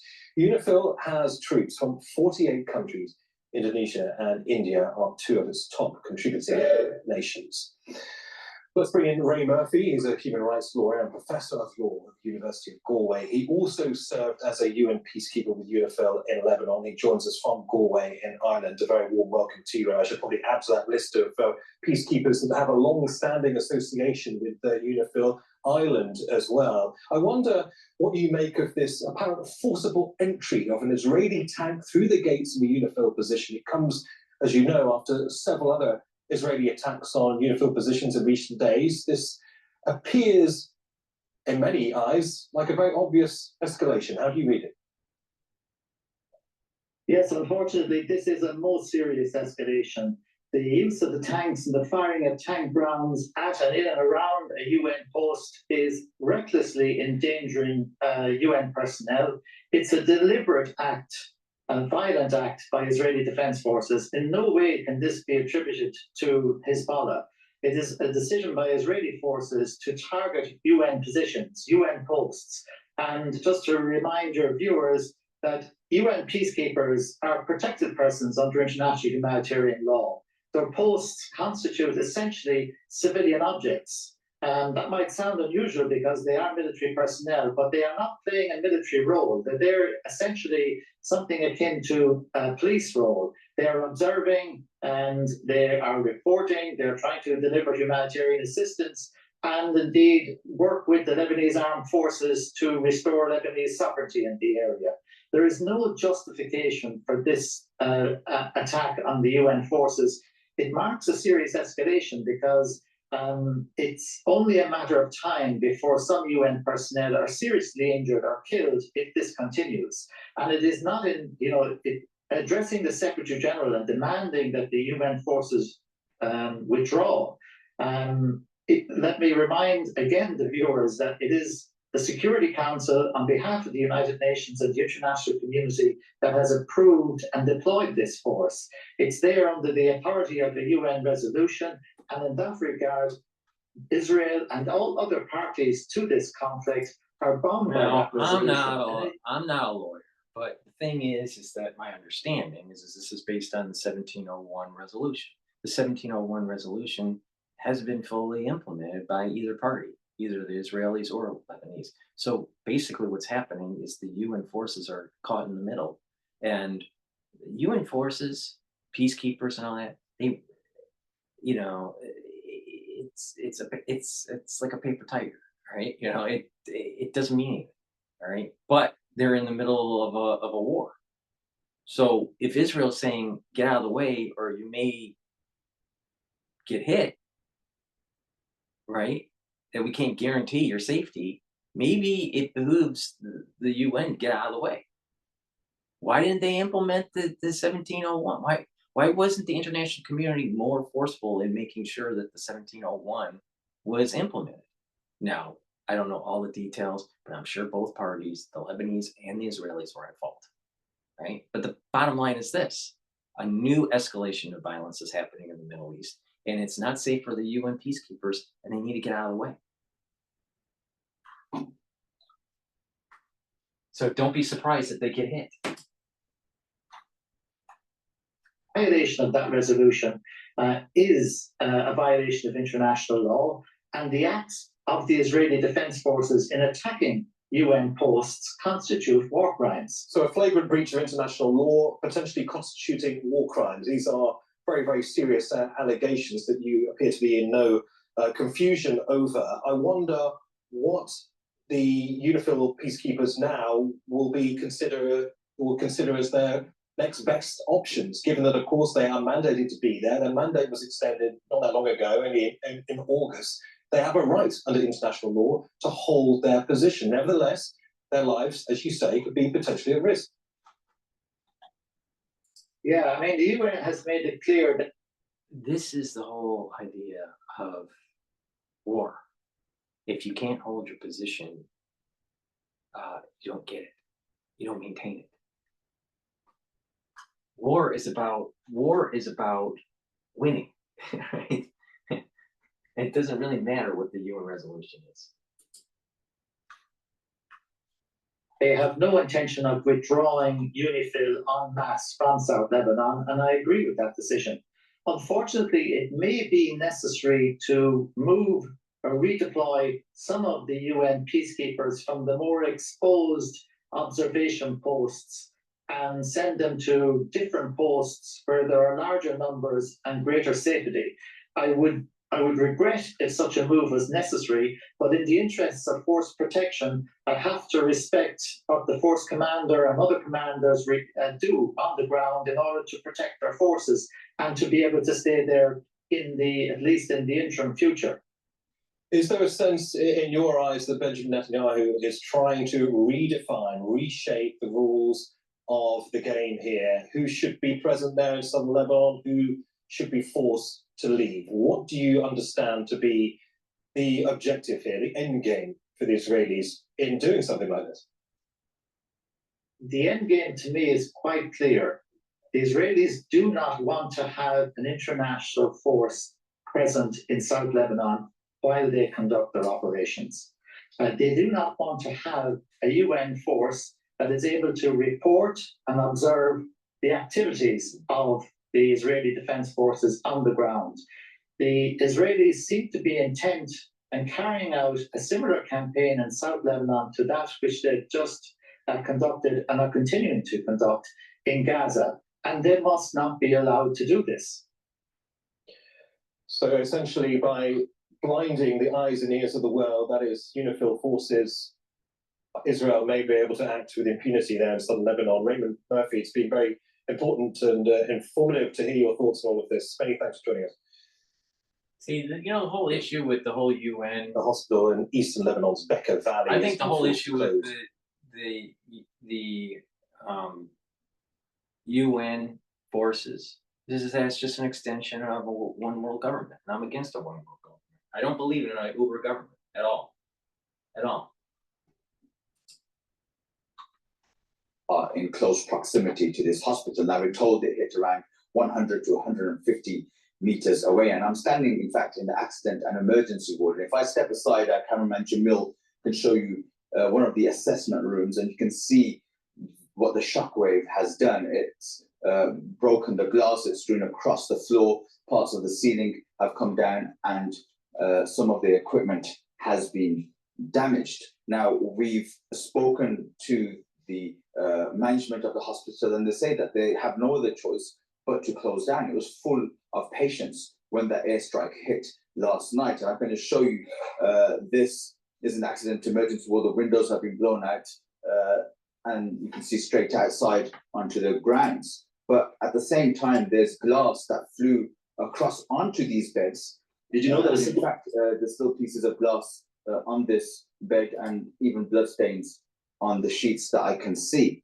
But at the same time, the entrance and the radiology department, all that has sustained considerable damage. Now, they say that there's just no way of knowing when the next airstrike will happen, and there's no way of, protecting the hospital. If I can get Jamil to show you the radiology room where the ceiling has come down and the X-ray machines have been damaged. And this is, again, the fourth time an airstrike has hit in close proximity to the hospital. Now, they've told us that most patients that could have been discharged have been discharged, others have been transferred to other hospitals, and that's the entrance of the hospital where the ceiling has collapsed, and there's just no way of receiving patients. Now, they say they want to reopen in a few days, but they're still fearful of what will happen if Israel continues airstrikes. And you can imagine the kind of fear and terror of patients when they were here last night when the airstrike struck. But that just gives you an idea of what's happening in the Bekaa Valley with those Israeli airstrikes taking place. Israel has demanded the residents of 20 towns and villages in southern Lebanon move north of the Awali River. It comes as Israel's military expanded its bombing campaign, targeting at least 3 areas outside traditional Hezbollah strongholds. The town of Deir Bila in northern Lebanon was attacked for the first time since hostilities escalated. In southern Lebanon, there's widespread destruction in Nabatea after an Israeli airstrike hit a market there. First responders say a fire broke out after that attack, stopping them from reaching the scene. At least 8 people were injured. Nabatea has come under several Israeli attacks since cross-border hostilities escalated. Imran Khan has this update from Hasibaya in southern Lebanon. Well, what we're actually hearing, and this is quite interesting from the Israeli side, from Israeli media, is that something like 25 soldiers were injured in battles in southern Lebanon this morning. And they've been transferred to hospitals within Israel itself. That is a bigger amount of injuries that we've seen in one single day. Certainly that's been reported by the Israeli side. Now, fighting is taking place in 3 key areas, and that includes Kafr Kila and Odessi, which aren't that far away from where I'm standing. So these battles are going on, and they seem to be getting a lot more tougher for the Israelis. They do seem to be taking injuries. Now, add to that overnight, though, and Israel still has the air superiority and its campaign still continues. Eid al-Sham, there was a huge attack on that particular village, a massive fireball going up into the air. Now, which is only just a few kilometers away from where I'm standing, it took place in the market. Now, I've been to that market several times. It's one of the main markets within kind of Nabatea Governor, which is where I am.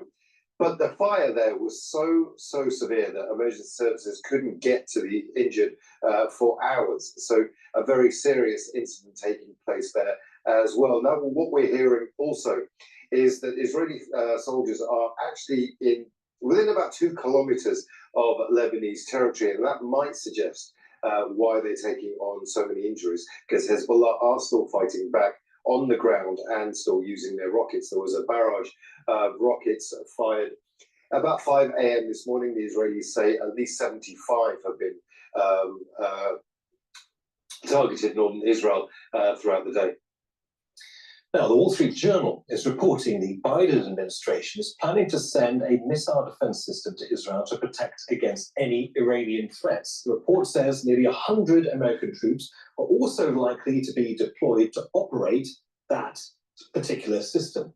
Well, let's bring in Elijah Mania. He's a military and security analyst to talk about all of these various different aspects in detail. Before we start talking about the deployment of this anti-missile system, though, I think we need to address what's unfolding in southern Lebanon. The apparent storming by Israel of this UNIFIL base, apparently lasting around 45 minutes. UNIFIL, the UN, outraged clearly that this in their eyes is a breach of international law. What is, in your opinion, the military objective here for the reason why Israel appears to be continually harassing these particular pinch points in southern Lebanon? Several. First, the Israelis. They're getting ready. I'll tell you right now, they're getting ready for a major ground offensive. Major ground offensive. They're softening up the targets. They're going in with forward operations, and then boom, they're going to do a major land invasion. Now, it might be even two-pronged approach. It may be land and sea invasion. And it's probably going to happen at around October 23rd or 24th. I think it's going to happen after Sukkot. Break through the United Nations forces, UNIFIL, in particular area like in Nakura or in Edesi in the north. So in different places where UNIFIL has established in high ground observation unit and position. And the Israelis' objective is to invade Lebanon and establish themselves in these particular high ground where UNIFIL is there in order to be able to advance from these positions. Also, they don't want witness because the UNIFIL's job is to report to the United Nations what's happening as a violation of 1701 United Nations Security Council resolution. And they would report on the advance of the Israeli invaders into Lebanon. This is something that they really don't want these witnesses because they didn't have that in Gaza and they saw what they have done. They don't want to have that in Lebanon. It does put the Lebanese forces, the Lebanese army in an awkward position, doesn't it? They are there being supported by the UNIFIL peacekeepers from 40 plus nations as well. They are a defensive force, but given the offensiveness that they've seen from the Israeli side, at what point does Lebanon's own army have to reconsider its position? You touch upon the most sensitive point in debate between the United Nations, Israel, the US, and Lebanon. By undermining the position of the Lebanese army, by ordering them, the Israeli ordered them to withdraw, and withdrawing, it showed that the Lebanese army has no role, actually, but to keep the peace inside the country, but not to protect the country from any Israeli attack. And this is why UNIFIL doesn't want to give the same impression. This is why it is holding its ground, even if it is faced with the strongest prime minister in the world, Benjamin Netanyahu, as he is presenting himself challenging 49 nations and the United Nations. The Lebanese army doesn't have the means, doesn't have the weapons, is not allowed to have weapons that can deter the Israelis. And this is why the government adopted the Lebanese army, people, and the resistance. Let's focus on the escalating tensions between Israel and Iran. Of course, on October the 1st, Iran sent a barrage of missiles against Israel, that in retaliation for the killing of Ismail Haniyeh, Hamas's political chief in Tehran at the end of July. We are bracing for Israel to respond. The Americans apparently don't want the Israelis to hit nuclear targets or potentially fuel depots. They fear it may well escalate a regional conflict. Now, though, this report in the Wall Street Journal suggesting that the US is sending anti-missile system to Israel, that would mean American personnel on the ground to operate it. How should we interpret all of this? First, we look at this the decision to hit Iran has been taken. It's just a question of when it's going to happen. Secondly, the Americans will deploy the THAAD interception missile that can intercept, in theory, ballistic missiles. But because the Iranian supersonic missiles have not been tested in the past, and it was the first time when Iran attacked Israel in retaliation to the violation of its sovereignty, the Americans want first to defend Israel, second to test if their anti-interception missiles work against the supersonic missile. But that puts in jeopardy the 100-man personnel because they will be operating it on the ground, and we don't know if the Iranian retaliation is going to hit the interception missiles of Israel, including the one of the Americans. So that is really a very risky game that the American administration is playing with the life of the Americans when they know Israel is violating international law, and they are engaged with the defense of Israel by putting at risk American citizens. Strategically, do you think it is in all Israel's objectives in its war plans to try and draw the United States directly into this conflict potentially with Iran? Because Prime Minister Benjamin Netanyahu sees himself stronger than the American administration, that he can drag them any way he wants, particularly in this a few weeks left when nobody is ruling America. And he is the actual person who's directing the Pentagon and the war effort. This is why he knows the Americans will defend him. But honestly speaking, it is not in his advantage to have a Middle Eastern war and a wider war because he has capitalized. It's not even in his advantage to go and invade Lebanon, but it is in his personal advantage to continue jumping from one war to another, from Jabalia to Lebanon to Iran, to remain in power until October 2026, the time of the election in Israel. All right, Elijah, you of course will be with us for several more hours as we take in all of these developments over the all right, before they cycle to a new item, please go to my store, the-studio-reykjavik.com, and get the vitamin K2. This is a dual purpose product. It helps with your bone health and your joint health, but also your cardiovascular health. Please go to my store, the-studio-reykjavik.com, and take vitamin K2. This is the MK7 molecule. So this is what I take every day. Vitamin D3, very important as a cofactor for gene expression. It also helps to get rid of cells that need to go into apoptosis, and D3 helps to absorb calcium. Omega-3 brings down LDL levels and increases HDL levels. It also helps to prevent red blood cells from sticking. That's important to make sure that you don't have clots, all right, overclotting. This is synergistic with natto kinase. And since we're talking about natto kinase, please go to my store and get the natto kinase that I have. It's an item that I've added to my protocol.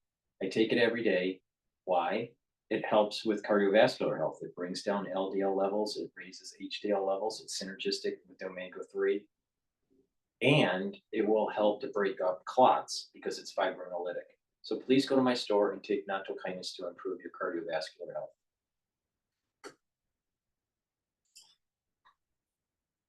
Now, the Israeli occupation army has been committing brutal massacres around the clock in the north of the Gaza Strip with the aim of displacing the population now further south. They wish to implement the General's Plan, which calls for displacing the population and resettling the area. Everyone, politicians, media, professionals, and activists are requested to exert all possible pressure and raise the awareness to stop this massacre. Let's go to Khudri in Deir al-Balah in central Gaza and Hind. There are, as we've been saying, really deep growing concerns about what is unfolding there in northern Gaza. I know it's very difficult to get lines of communication out, but what are you hearing about conditions there and whether or not people are able to escape?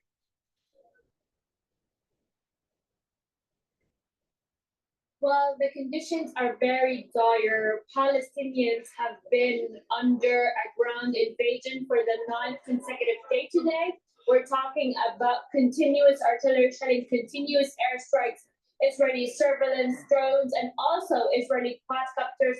And not only that, there's no food, there's no medicine, there's no drinkable water, and also there's no connection for Palestinians to call anyone else. Now, we have been having a lot of challenges during those 9 days to know what's going on, but all we know, and we got able to know from eyewitnesses, they're saying that there's Israeli airstrikes every single hour. There are people laid on the floor, either died bleeding or died after the Israeli forces targeted them.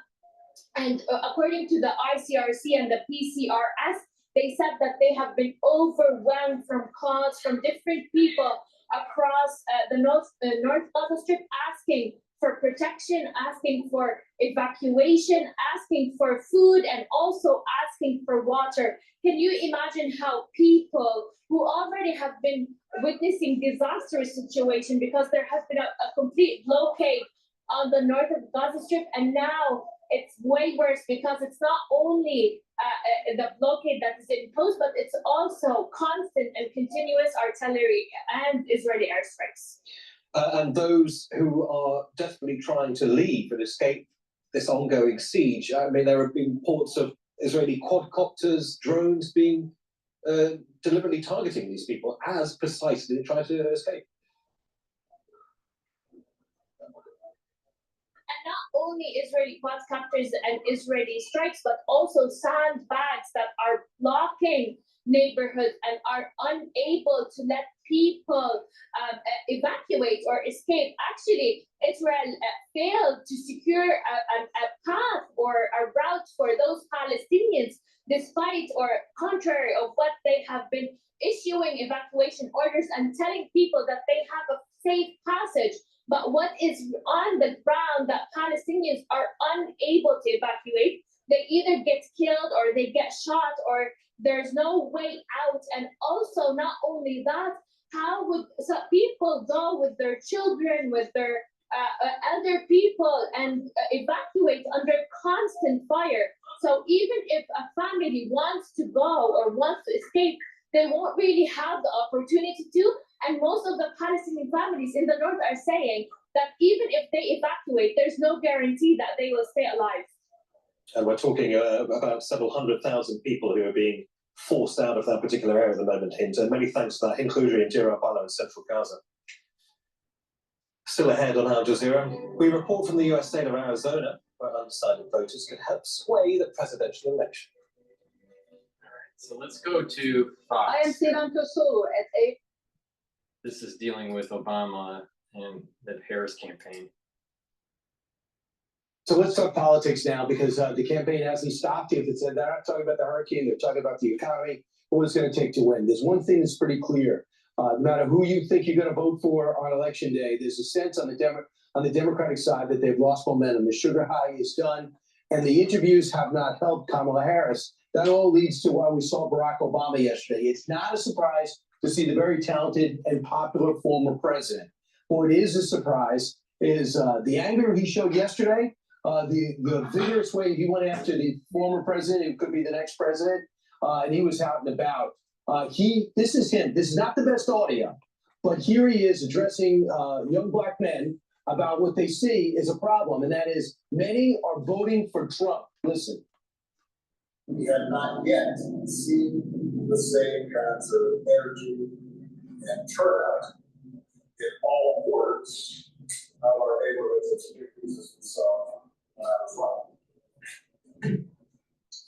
Now, I also want to say that seems to be more pronounced with the brothers. So if you don't mind, just for a second, I'm going to speak to y'all there and say that when you have a choice that is this clear, and on one hand you have somebody who knows you, went to college with you, understands the struggles and pain and joy that comes from those experiences. So he's directing his interest. In fact, he's kind of lecturing them. Look, you've got to vote for Kamala Harris. And in fact, it's during his big rally in Pittsburgh yesterday, he essentially said that she is the inheritor of the political movement that he started in 2008. But that's part of the problem. It's a lecture to black men. It's not just a lecture to the black male or the black voter. Like I said earlier in this recording, The Democratic Party, and I've said this on other videos, the Democratic Party wants a certain block of voters to vote a certain way. All right. The women to come in to vote for the election because of crotch rights. The black voter to come in and vote Democrat because they're on the urban plantation. And they want the blue collar union worker to be voting Democrat and being controlled by the Teamsters and then the union bosses. And they don't want you to think. They don't want you to think as individual voters, because that's hard to manage and to market to individuals. They want you to be a voting bloc for the Democratic Party. What you need to do is think for yourself and not as a group. If you feel that economic policies would be better under Trump or under Harris for building, better manufacturing prowess for the United States, vote based on what you intellectually think, not what your union boss says. Because the union boss is on the take, all right? Word to the wise, the union boss is on the take with the Democratic Party. Usually. Crotch rights. If you're a one-issue voter, then you got a problem.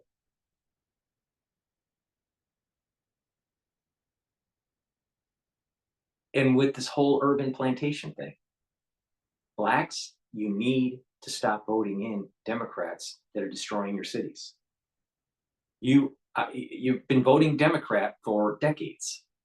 Do you feel as though you are becoming more mobile, social economically, or less mobile? Are your cities safe? Is it easier to afford groceries? And I bet the answer is no. So stop voting Democrat. And stop buying into this, you're on the plantation for them. This lecture by Barack Obama, he started from humble beginnings, relatively, but is elevated and he's now a multimillionaire. He is not you. He's not you. But he's lecturing you on how to vote. And guess what? He'll benefit, not you. So start voting based on your own analysis and stop being a voter bloc for the Democratic Party.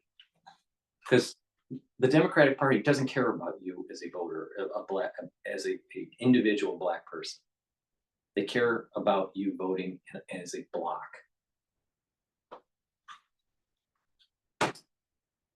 Because they can control you when you do that. Big Pharma hates when you do this, but they can't do a damn thing about it. These shoes help relieve back pain and knee pain, making you feel like you're walking on.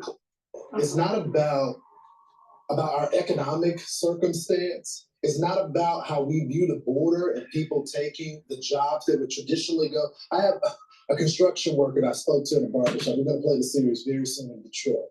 And he said, I don't want to admit this, but when Donald Trump shut down the border, the wages were raised in my construction industry. He said this on camera.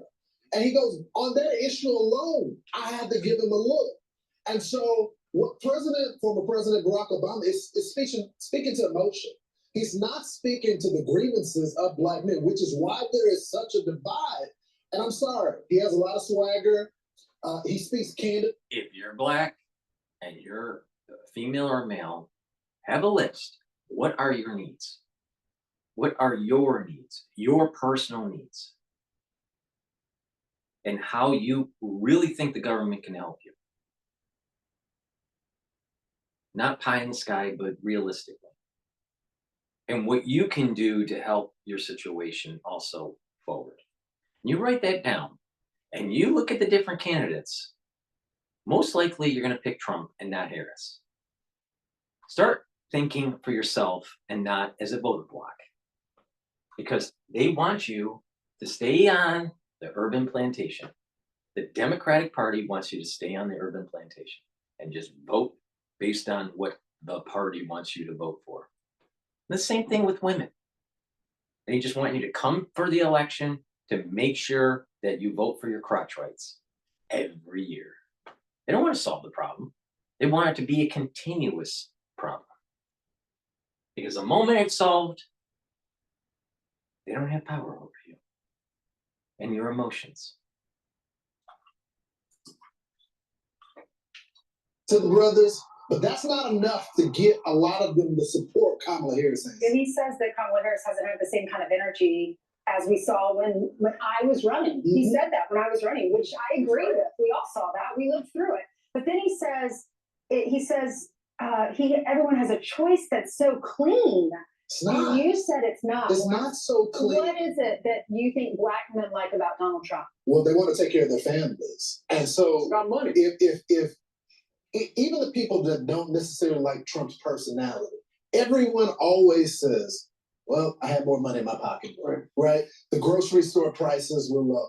I may not like the bombast when it comes to the border, but you know what? It's getting out of control.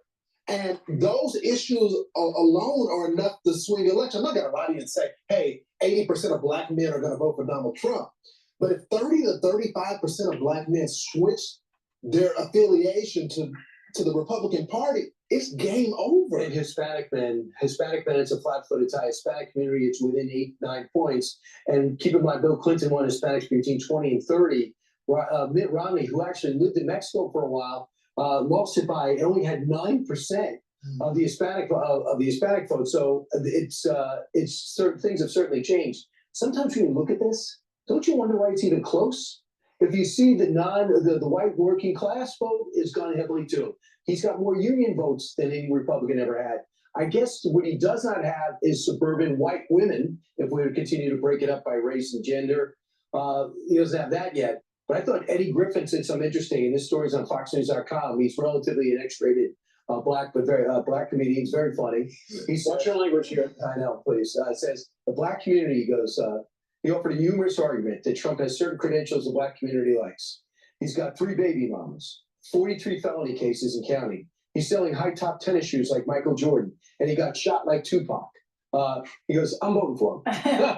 he goes, I'm going to try. He goes, I wouldn't be surprised if we dropped an album next. I mean, I don't think the coach, I think he's clearly making a joke. He's having fun. I don't think the community cares much about that. But I do think when they continue, the Democrats have to be very careful. And if you notice, there was a huge surge of saying felon, felon, felon, felon. So I thought the Democratic Party was for felons being able to vote and for a second chance. And I think there's this double speak with the Democratic Party that's going to hurt them. We don't care about the shoes and all that stuff. We care about the money. Do you know how many felons there are in this country? About 30 million. And when they came out and they had a spokesperson, they said, can you stop with the felony talk? Yeah. Because we're trying to make a life of ourselves. A lot of them feel they were wrongly convicted, like Trump feels. Others say, I changed. Yeah. And if you keep on saying, if you're a felon, you're a horrible person, I think it makes it harder for us. Well, and we've been talking about a couple of different demographics, but I know people who voted for Joe Biden in 2020, and they're going to vote for Trump this time, and it all comes down to money. It comes down to mortgages. It comes down to groceries. It comes down to they don't have as much money to buy stuff. And what's interesting is, and I was talking to somebody yesterday who's in the financial world, and they said, are you watching the betting markets? Mm-hmm. And I said, I looked at it about a week and a half ago. And he said, what was it? I said, Kamala Harris was up. He said, it is completely reversed now. Donald Trump is actually, and the betting market is where people actually bet their own money who's going to win. And Trump is way ahead. And now he is ahead of her. 10 days ago, 2 weeks ago, she was ahead. But it's interesting. And you look at the dynamic and it's like, okay, she's going to do all these interviews. Well, she did a bunch of interviews, but she didn't say anything. And the number one reason that people wanted to hear more from her was details. And that's the fatal error. She has not given up any more details. She's an idiot because she's an empty suit. Stop being a urban plantation voter for the Democratic Party if you're black and you're voting for Harris, because that's the way they want you to be. Has the Democratic Party really embittered your lives over the decades? Detroit was destroyed by Mayor Coleman Young.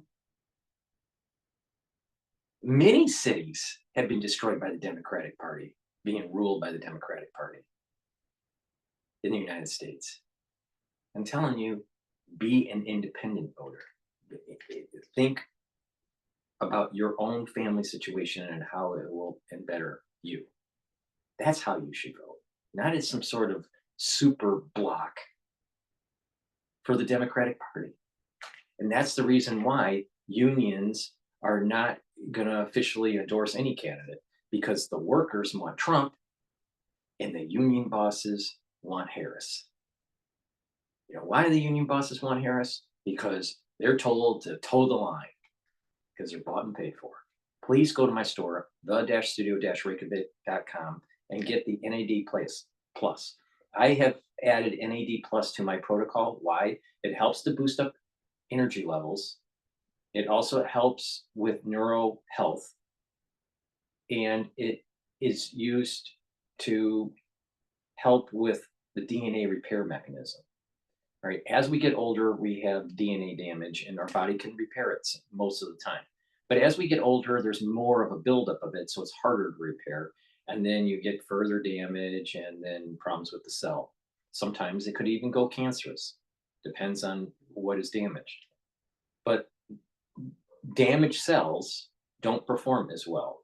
DNA damaged cells don't perform as well. So please go to my store, get the NAD Plus to boost up your energy levels, to help repair your DNA damage, and to help with the neural health, to improve the neural health. That's really important as you get older.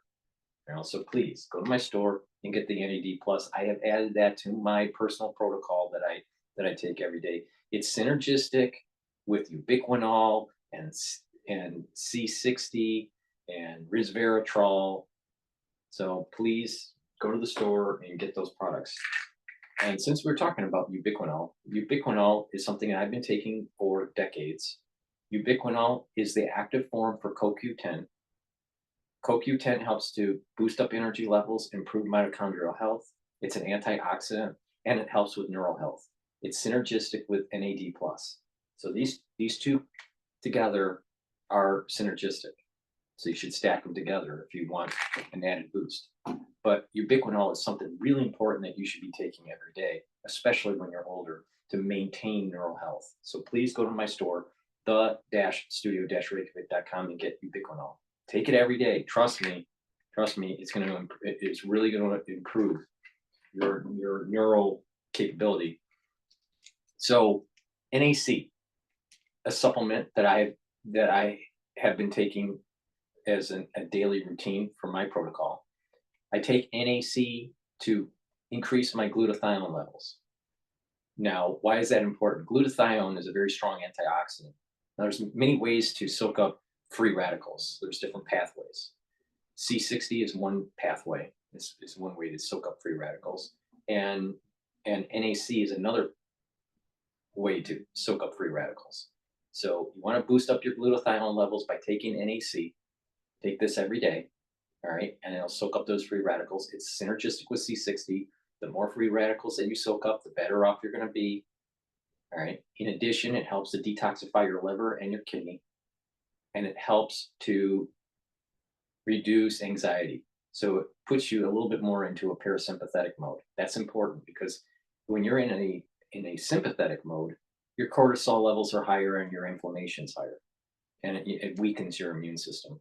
By going and bringing down anxiety levels, you're more in a parasympathetic mode where your cortisol levels are lower and your body is in a more rest mode and it can heal. So please go to my store and take the NAC. This is a supplement that many anti-aging gurus have been using for quite a while, and I decided to add it to my protocol. So please go to my store and get the NAC.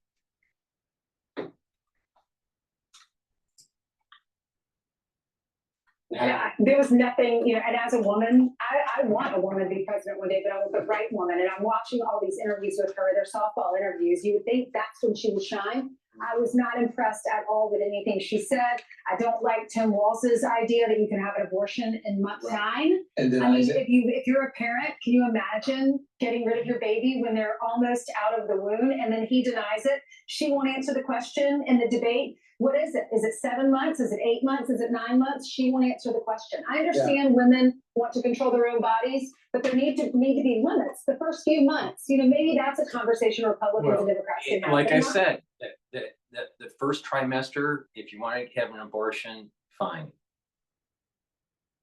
If it's the second or third trimester, it should be based on if the parents want to deal with the deformity or some sort of genetic disorder that developed, right? And they want to terminate the pregnancy and try again. That should be the choice of the parents, right? Or if the life of the mother is at stake, then the abortion could take place even in the third semester, in the third trimester. So that's my take on it. All right. But if it's because of social economic reasons and it's not because of some medical issue for the third trimester or the second trimester, nope.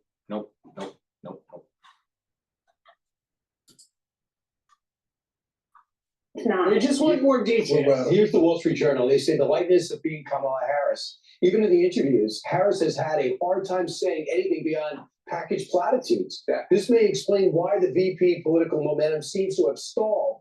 Trump hasn't risen much in the polls, but Harris seems to have plateaued. If you read the Democratic press, which means nearly all of the press, you'll notice a creeping concern this week that Trump is gaining in the polls. Then the battleground states, Democrats are worried suddenly, and a few are starting to blame Harris for playing it safe with her version of Biden's 2020 basement campaign strategy. They want her to define herself better with swing voters. I think being more comfortable, conversant with issues. She seems to have memorized things. When she stops at the end of a sentence, I feel as though there's a chance she'll never speak again. It gets to a clip.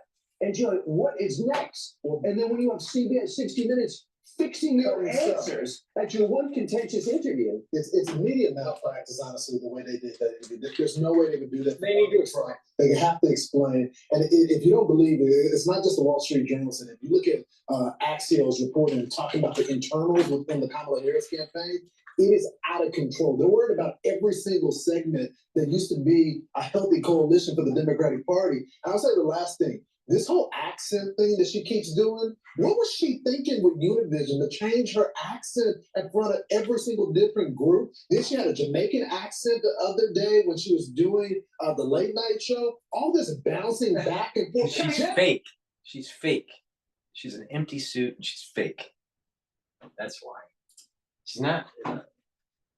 She's not genuine. Being real with it. That was the gist of this entire article that we're just talking about, because there was a line in there. It says she hasn't shown us who she really is as a woman. We don't know who she is. She's manipulating herself. She's a chameleon depending on the group she's with. She says, I wouldn't change anything. I want to be the same person that I was under Joe Biden. And this article says the biggest mistake was her response to what would you do differently than President Biden. She says, there's not a thing that comes to mind. Who is she? Right. Who is she? And the other part about that Wall Street Journal article is the truth that she has plateaued right now.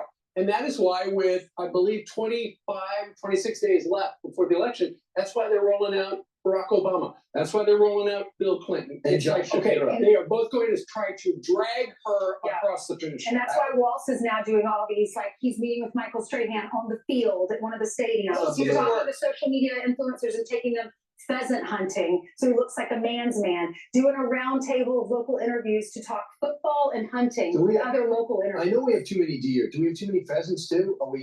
Doesn't that sound like something you do with a royal family? Right, absolutely. What is up with you and hunting this? I just Is don't there understand. something that you It's like, want to do? okay, we gotta go get pheasants. Is it like they're attacking us? Or It's like a sport. Hunting is like a sport. Right. That also provides food. It's not like you can go out and Are rugby they and you bring elusive? home dinner. Poor Carl is trying to keep it together over there. In South Carolina, we hunt deer and doves. I don't know. You shoot doves? Oh, yeah. But they taste The delicious. peace animal? No, I know, right? I know, but they're delicious. right, You're thinking of the soap. right, oh, yeah. Yeah. They're not the white doves. Right. They're a different type of doves, I guess. All right, That's look out, bad. pheasants. Tim Waltz is coming. I'm Steve Ducey. I'm Brian Kilmeade. And I'm Leah. Please go to my store, the-studio-reykjavik.com, and get the zeolite. Zeolite helps to detoxify your body from heavy metals, toxins, and chemicals, including forever chemicals. You can take zeolite every day, take a couple drops underneath your tongue, swallow with filtered water. You can do that all year round. Or some people detox once or twice a year. And for those people, take a few drops underneath your tongue, drink with filtered water, and use up the bottle and do that once or twice a year. It's up to you. If you're on medication, please talk to your doctor first, because the medication that you're on might be lowered in serum concentration, because the zeolite might bind to your medication and have you urinate your medication out quicker. So you got to talk to your doctor before you detox. When you detox any method, you should talk to your doctor before, because he or she might have to increase your dosage for your medication to be able to detoxify your body. But for the ones that are not on medication, please go to my store, the-studio-reykjavik.com, and get the zeolite, and either do it on a daily protocol or once or twice a year protocol. It's up to you. Please go to my store and get those toxins out of your body. Those toxins are in your body by the water you drink, the foods that you're eating, especially packaged and fast foods, and the air that we breathe. I mean, they are spraying the air, all right? And they have lots of pesticides now on our food. So you got to be careful that some of these chemicals, even the chemicals that are on cooking ware or even on water repellent clothing, these forever chemicals, these PFAS chemicals, they get into our bloodstream, and they stay in our system. But you can get rid of them if you detox, and you have to you have to filter your water, stop ingesting the foods that have high concentration of these toxins, and then detoxify. And so take the zeolite and to do that. It's important.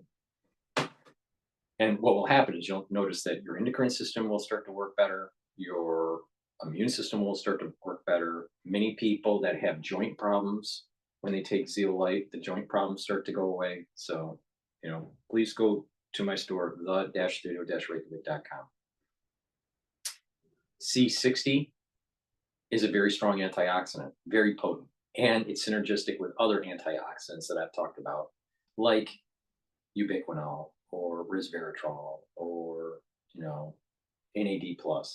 There are synergistic effects with the supplements and C60.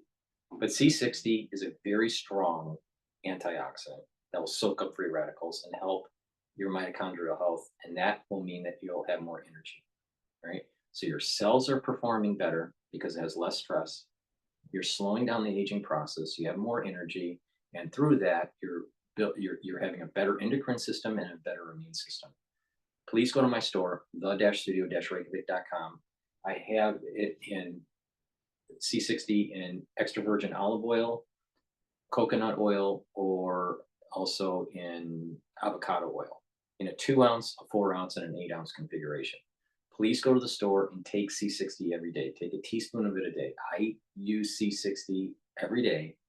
Take a teaspoon of it every day as part of my daily routine, but I take a lot of stuff, as you know. I just went over everything I do, and or most of what I take, and take C60 as a daily protocol to soak up those free radicals. My protocol is based on 3 main pillars: the idea of neutralize pathogens and boost up your immune system, bring down inflammation, and then improve your cardiovascular system and your immune system, and soak up free radicals.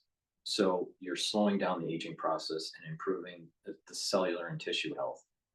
By doing that, you get a compound effect on a daily basis where you're actually improving your systems, your endocrine system, your immune system. You're slowing down the aging process and you have more energy. So please go to my store, the-studio-reykjavik.com. That's the end of my transmission. Please subscribe to all my channels. I have 4 channels on YouTube. I have Brighteon, Bitchute, and Rumble. Make sure you subscribe to all of those 7 channels. Also follow me on X and on GETTR. You can follow, I have 2 feeds on X, so make sure you follow me on both feeds. Thank you for listening. Please share the links. Please donate on my website, the-studio-reykjavik.com, to help support my work. Or better yet, go to my store and purchase the products that will help to boost up your health. Thank you for listening and have a nice day. And by the way, don't vote for Harris.